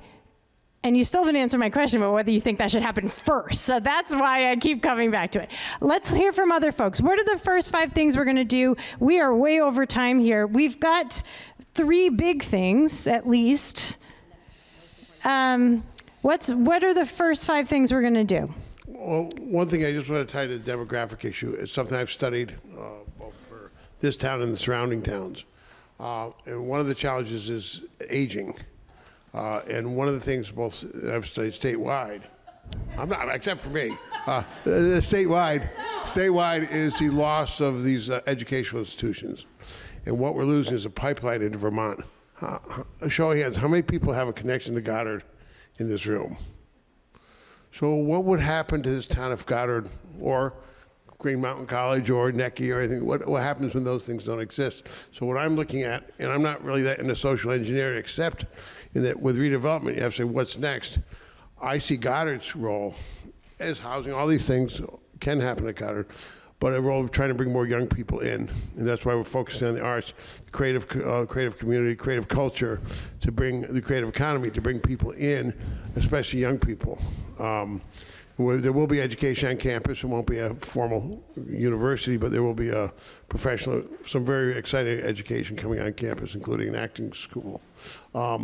But trying to get young people coming back into Vermont, not just Goddard. Yeah. When I go around here, a lot of these buildings are empty. I love them all, but it's like, who's going to live there?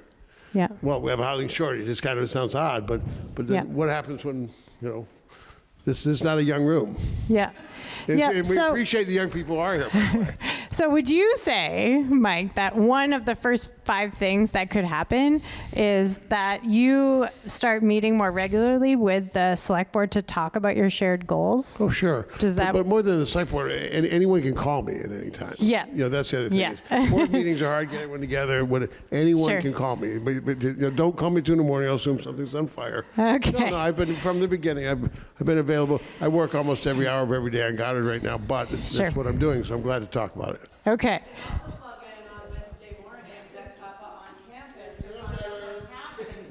Yep. Mike joins the housing committee there. Okay. We need at least one more idea, and then we're going to land this plane, folks. I promise. I mean, what I was going to say that we should start talking to Goddard and have a conversation. So there you go. I'm coming to talk Perfect. to you. Excellent. All right. So we've got a bunch of ideas up here. I'm using the green marker. Thank you, Erica. That people have suggested as might be the first 5 things that this group does. I'm going to read them. They're not in order yet, right? But here are the first 5 things. People join the housing committee. Maybe you consider what the housing committee would do versus what other committee or committees you might need to form to take on additional work.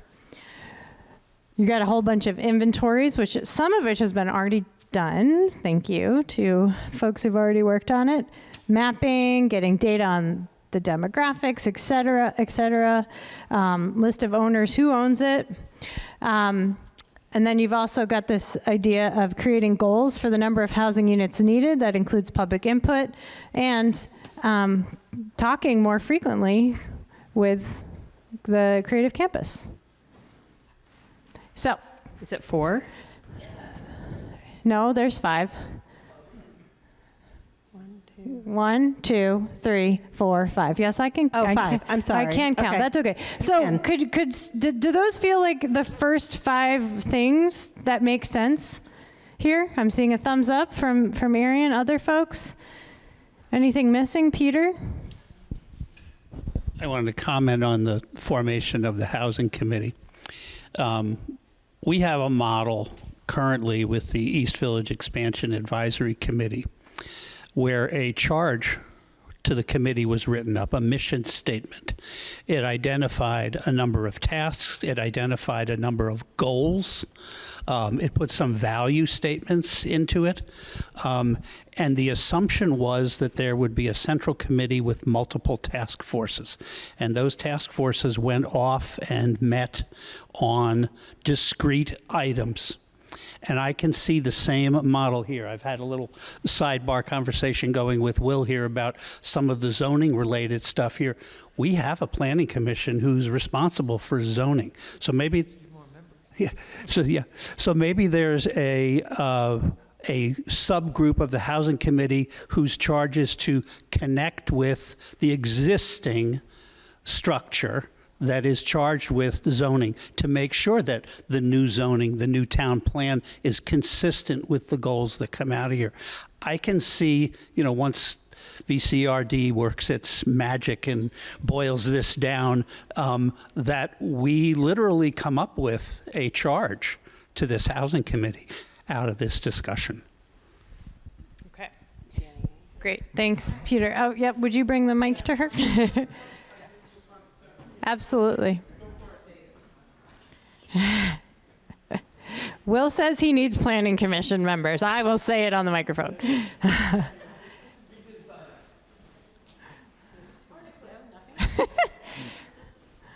Okay, does he want to say something?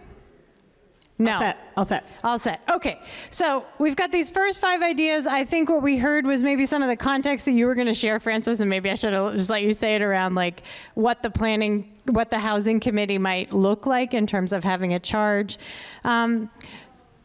Let's put this in some order. What comes first? Do people join the housing committee and or subcommittees first? That's number 1. Everyone feels good with that? Any objections? Yeah. Okay. Then what? Arian.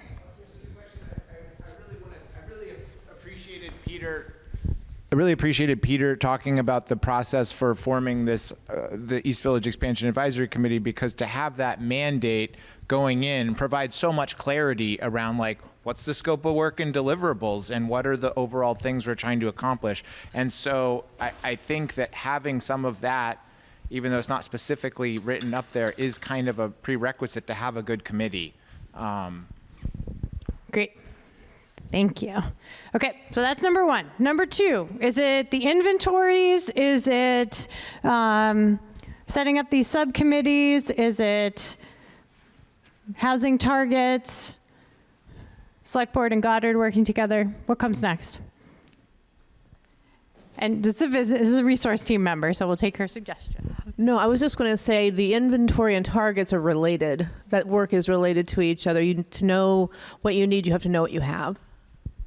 Okay, so are you suggesting that they might consider doing the inventory first? So, okay, so does the inventory and sort of data gathering make sense as number 2 for folks? Okay.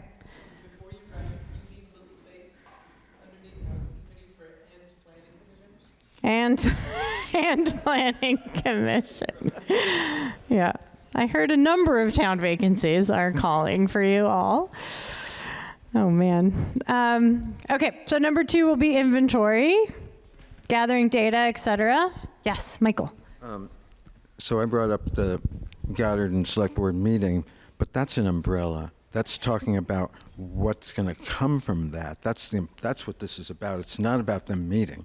It's about the things, the potential that's at Goddard, and that is a very important issue. Okay, so do you think that would come next as number 3?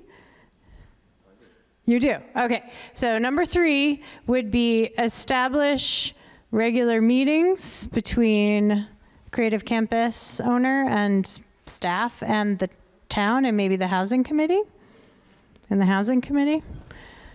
And what you're saying is, and take action together and sort of collaborate and take action together. Okay. We have someone online. Yes. Thanks. It's all in. Resource team. Yeah, Patty, if you can hear, feel free to unmute. Oh, sure. The town plan, I heard that's going to be done next year. If that's planning commission responsibility, that is a vision for the town going forward. So that effort is huge and does include housing targets and goals. So I would encourage a big effort on that, to not just update it, but to dig in. Sure. Okay, so what I'm hearing is maybe a suggestion that creating goals for number of housing units needed, including public input, could be done through the town plan process. Does that make sense to add as the next step for this group? Only if there's more people on the plan. Well, we put it up there. That's a first thing. You got to join. Okay, so what I'm asking for, though, is number 4, creating those goals with public input through the town plan. Is that a good next one to do? Well, I just want to say it seems to me that someone said we have to consider what we have and what we need, and those are kind of in tandem. So I feel like getting an inventory of what we have, and then this last thing you just said really should be happening together first. I see. After the committee.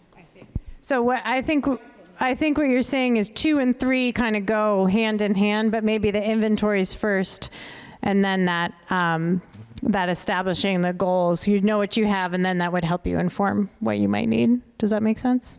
Okay.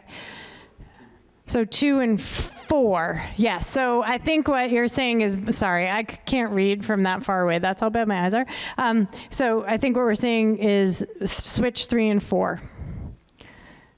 So it's right after 2, you want to do, okay. Yeah. Merge 2 and 4. Okay, we will merge them. That's fine. All right, Peter, and we got to get through this because we haven't heard from our resource team yet. Well, just in talking about resources, and maybe this is a link to it, we talk about inventorying. You know, what are the derelict houses? What are the vacant lots? You know, what's the flood map look like and stuff. But Will talked about the fact that we have some things that already exist in our current zoning, and so someone could take that and tomorrow go out and start doing something. And I'm wondering if we might make that a separate issue, is like, hey folks, you know, the housing fair that we had, here's a bunch of stuff there, here's resources that are out in the community, that we should start encouraging ASAP folks to take advantage of what is there now. So I think what I'm hearing is, since we combined 2 and 4, we have space on this list, and Peter is suggesting adding, there was an action up here about that, like educating people about what's possible already and encourage them to develop more housing, given what can happen already. Does that feel like okay does that feel like a good 4th thing to do? No, I'm seeing some no's. No. So not encouraging people to build more housing using eventually, but you don't think that's first. Okay, that's okay. If we don't have the room on it, we won't do it. It's not 4th either, apparently. Is it not 4th or 1st? Okay, so join the Housing Committee, Planning Commission. Inventory map, gather data, create goals using the town plan, establish regular meetings between the Creative Campus, Housing Committee, Select Board. The other thing we had was these subcommittees, but I think that's been wrapped a bit into joining the Housing Committee. Maybe it's like B is like establish the charge of the Housing Committee and the subcommittees. Okay. Well, I'd like to give you 5 things so that I mean, this is big. It's totally big. It could be broken out into 5 things. All right, I'm seeing so many hands. Erica keeps raising her hand. I'm going to go to her. So I'm part of the resource group here, and one of the things I think on the committee idea is that there are models, I'm thinking specifically of Randolph, that started maybe with a housing task force, and then it was broken up by, okay, here's a subcommittee that wants to work on the co-housing or cooperative housing. Here's another group that has more of an idea. They want to move forward on what they can do now that's already a part of your coming out of the fair that you had. So it's all, the committee is actually the larger group, and then you call out specific individuals or topics that people might have an affinity for. And I just think that probably it's more structural than issue-based. Okay. Thank you, Erica. All right. So I'd love to, do we feel complete that is this a big enough list to start with? Unless somebody wants to raise their hand right now and add an idea.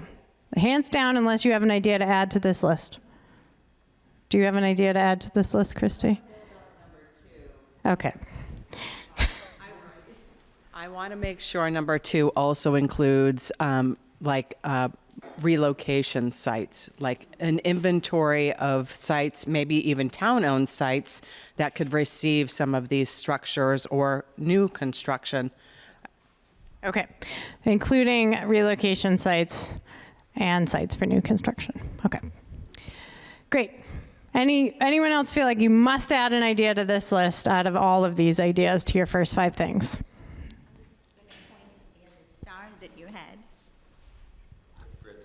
Oh, yes, that's incorporated in the data and inventory action. Yes, but thank you, Elizabeth. Thank you. Okay, great. So I'd love to hear from our resource team.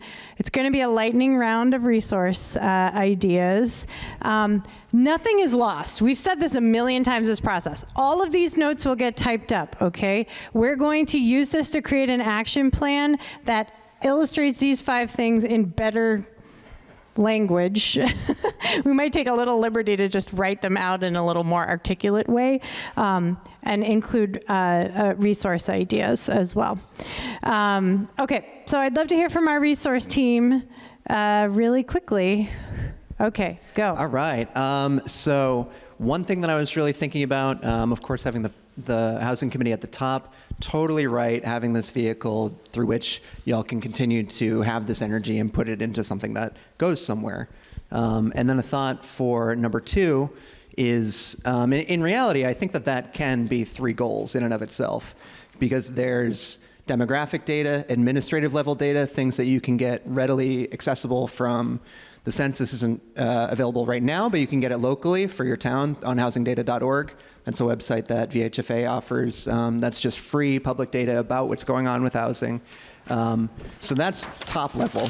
And then thinking of like the very specific Plainfield data, that really rich data that you all are able to capture yourselves as a town, that's going to be way more advanced and way more detailed than the things that are available at the state or the federal level. So demographics might be a week. Housing inventory might be 3 years. You know, not to say that could be really what the spread is, but the amount of time collecting that information might be really different. And then from there, setting goals really comes down to there's the demographic needs, but then also community interest. And I just want to note too that the state level goals are also being broken out regionally right now by the regional planning commissions. So you'll get some additional guidance from CVRPC within the next few months about kind of what the region's goals are and then how that's going to be broken out to Plainfield. So yeah, just thinking of that sequencing, what can we get right away? What can we, and then what do we have within our grasp as a town from the data that we have? And then also like what would need to be collected? Those are kind of 3 different buckets. Great. Thank you, Nate. Jess. I think this is great, just the enthusiasm and all of the ideas. What comes to mind here is I feel like all of the things on the list, doing inventories, getting community feedback, it's all ways to get community buy-in as well. And I feel like that's a really important part of this whole process, is making sure that as many people in the community are brought into the conversation and are brought along in the development of this work. That's what came most to mind for me.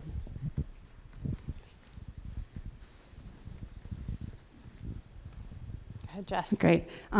So I say yes to both what Nate and Jess said, and I just wanted to add a little bit as well. You know, when you're thinking about the formation of a housing committee, it can be structured in a number of different ways. And you've got examples from all over the state that are working really well. So you don't need to invent the wheel. You can look around and see what's working. And these structures can be different. You know, in some communities, it's subcommittees of the Planning Commission. In other communities, it's more ad hoc community groups. I think with the priorities that you've outlined today, there's an opportunity for a combination of those things and having a really well-defined charge that comes from the Planning Commission with some specific targets as you're listing here. And then to what what folks and also Jess were saying about that communication piece. You have to have the buy-in of the community. You've got an amazing group right here and a really large, like a pretty good percentage of your population, but it's not everybody. And if you want the change to happen in your community, people have to feel that it's happening for and with them. And so there's maybe an opportunity for a more informal group that could be either a task force of your housing committee or another type of group that's working on that those community connections, and also a lot of the partnerships and collaborations and synergies that you've mentioned here. The other thing I wanted to mention too is to start with the why and your goals, because you can collect all the data in the world, but if you're not sure how you're going to use it, you could be, it's all useful at some point, but really to think about what your priorities are for gathering that data so that you don't waste time. I've got a whole list of scribbles, but I'll just mention one more, which is you don't have to do it all at once. This is a big job. I was just excited and bouncing up and down, hearing all these ideas. As someone who works in the housing field, working with housing problems all the time, you're talking about solutions, and it's going to take some time. So look at the low-hanging fruit. What can you start now? Little wins that can show your community what's possible and build from that. Lots more to add, but I'll pass it to the next person. Thank you. Yeah, thank you for that. I'm thinking about data and inventory. One tool that I just discovered, I just got back from a National Land Bank conference. We're working on creating a statewide land bank. Is called a brownfield inventory tool, and it's an app you can put on your phone. It's free. And we are testing it, and we're going to talk to the League of Cities and Towns. And you could just download it, and anybody can put what vacant properties are in their towns and put pictures of them and link it with each other and share it. So that's one thing that we are working on. And also, there'll be opportunities for input for how to deal with vacant and abandoned properties through different subcommittees as we're creating the land bank. So we'll stay tuned for that. And as Nate had mentioned, we just completed a housing needs assessment, hiring them to do it. And not only are they doing it regionally, but they also did it by county and in many cases by community. So you can go to our website or housingdata.org, and you might have a lot of that information at your fingertips because it was just published within 6 months ago. So, of course. Land Bank is a quasi-governmental organization that can help hold vacant and abandoned properties. It can be residential, it could be commercial, it can be recreational.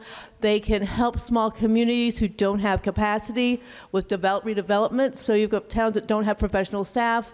They can provide the help to do the development.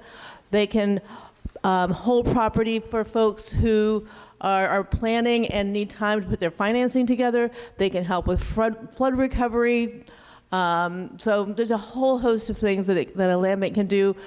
We have the feasibility study that we put together on our website at accd.org or .gov, and we are currently working on the tactical plan legislation to create one. So it's very exciting. Thank you. You want to go? Here. You know, go. You're... Okay, we've got about 3 more minutes. 3 minutes. Okay, I'll be very fast. Land banking, I'm very excited to hear about that. I just went to a training at the Brownfields National Conference about that. So Eli Tui from CVRPC. I just wanted to call out a few things. One is that there's a process to look at housing targets already happening through your regional planning commission.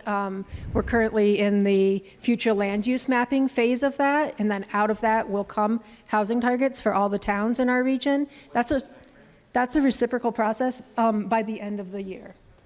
It's a reciprocal process, so please engage in that process so that we're hearing from you what your housing targets are.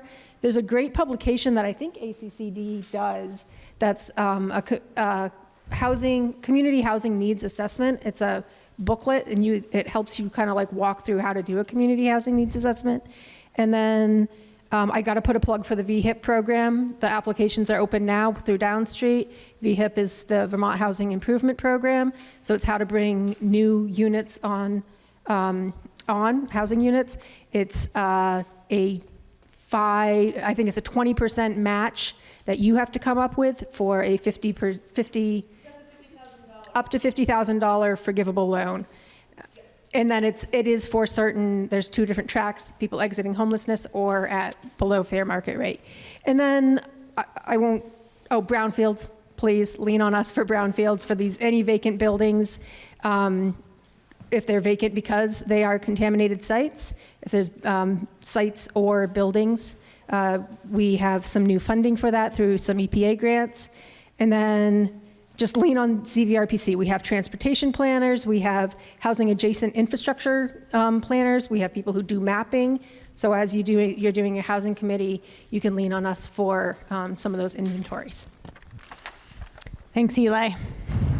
So I want to talk about an opportunity that just is very timely, and it's the CHIP program. And you might be familiar with it, just passed through the legislature this year, and it's the Community Housing and Infrastructure Program.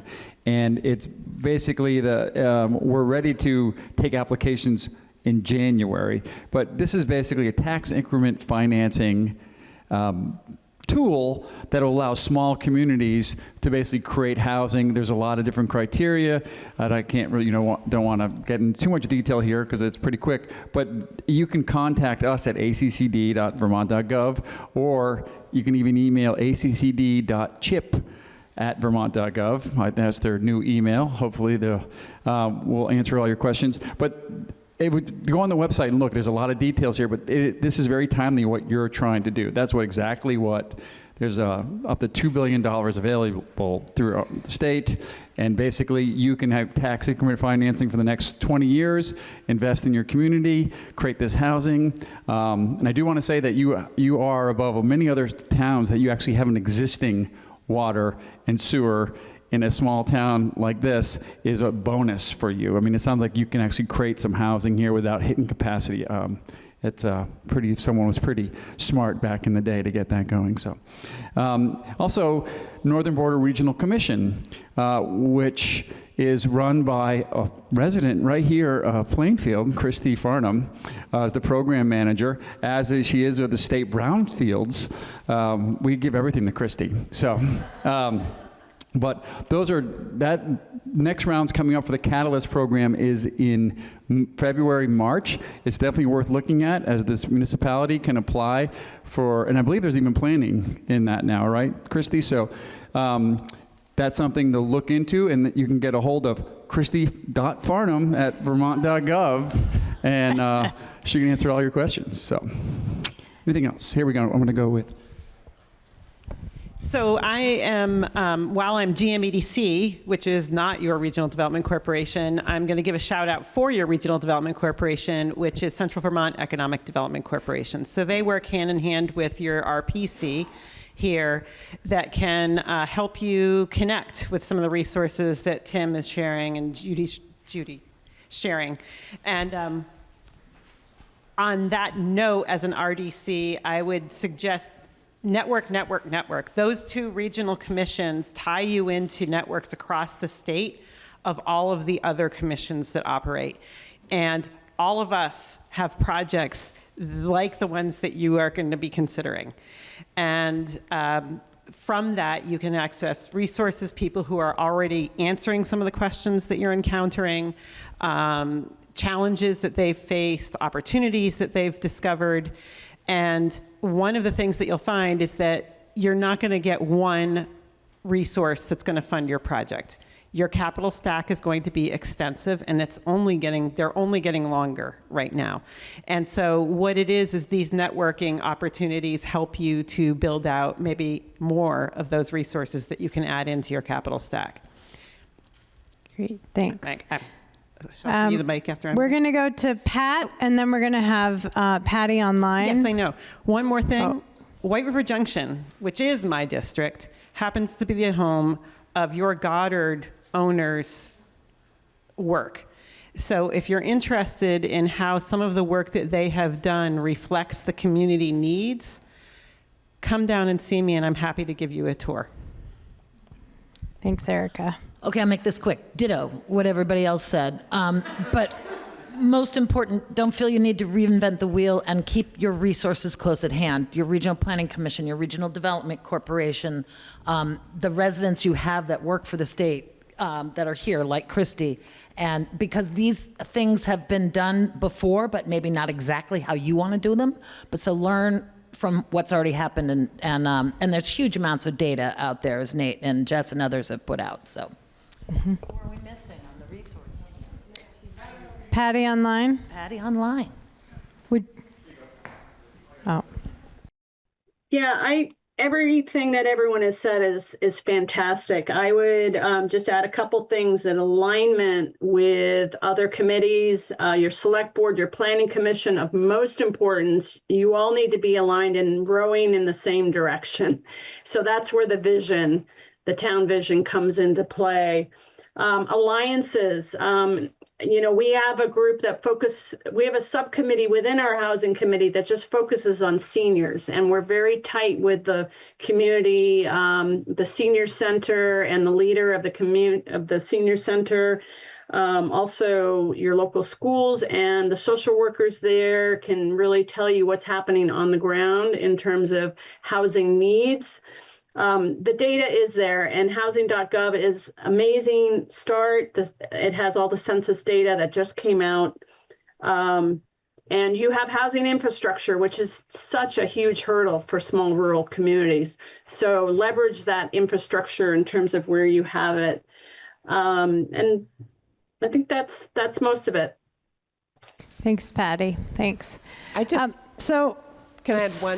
Yes, quickly? and this group still needs to pick the date, time, and location of your next meeting. So we're going to do that too. Jess. So just with Capital Stack, I do want you to keep the Community Foundation in mind as you get further along in your planning process. We have a mission investing portfolio now, which is able to provide low interest loans, higher risk loans to help communities in housing. We also align our grant making with these projects, and grants can be great for soft costs that might not be covered in other ways. Also filling gaps that can emerge as projects unfold. So the Community Foundation is a resource and wants to support projects like this. Yes, thank you, Jess.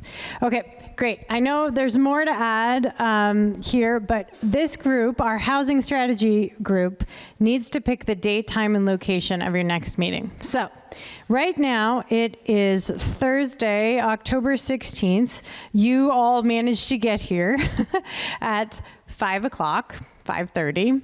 So I just want to name that. We suggest that this group doesn't wait too long, right? So you should think about meeting in the next 4 weeks or so. I know that we're talking about the housing committee that's going to be formally established by the town. I still think this group will have plenty of things to talk about at a meeting, even if you haven't figured out all those parts and pieces. So could we pick a date, time, and location for about a month from now?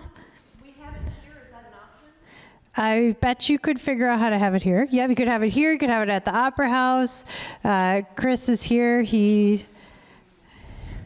If it was a month from now, could they have the meeting here? Yeah. Yes. Chris says yes. Okay, so would you like to have the meeting here? Do you want to have it at the Opera House? Either way is fine. Or somewhere else in town, the library, the school, those are all places that people have meetings like this. So, do folks think they could make it on Thursday, 1 month from now? Is it the 13th?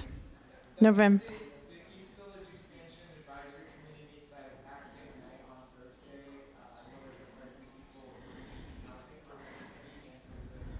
Okay.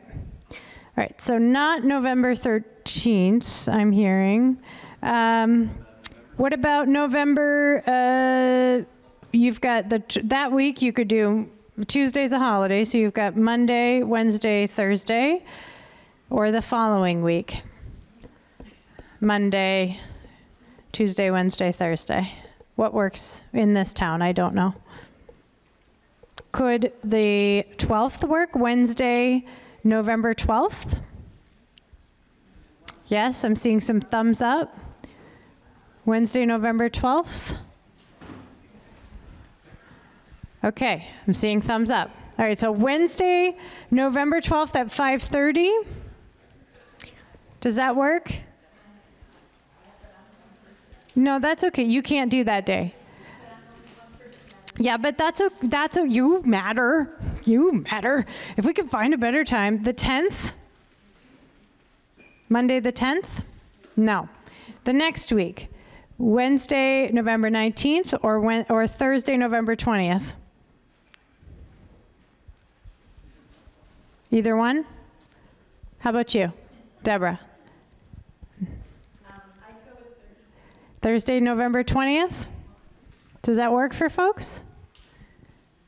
Thursday, November 20th, 5:30 p.m. here at the Creative Campus, or would you like to meet somewhere else? Here? I'm hearing no.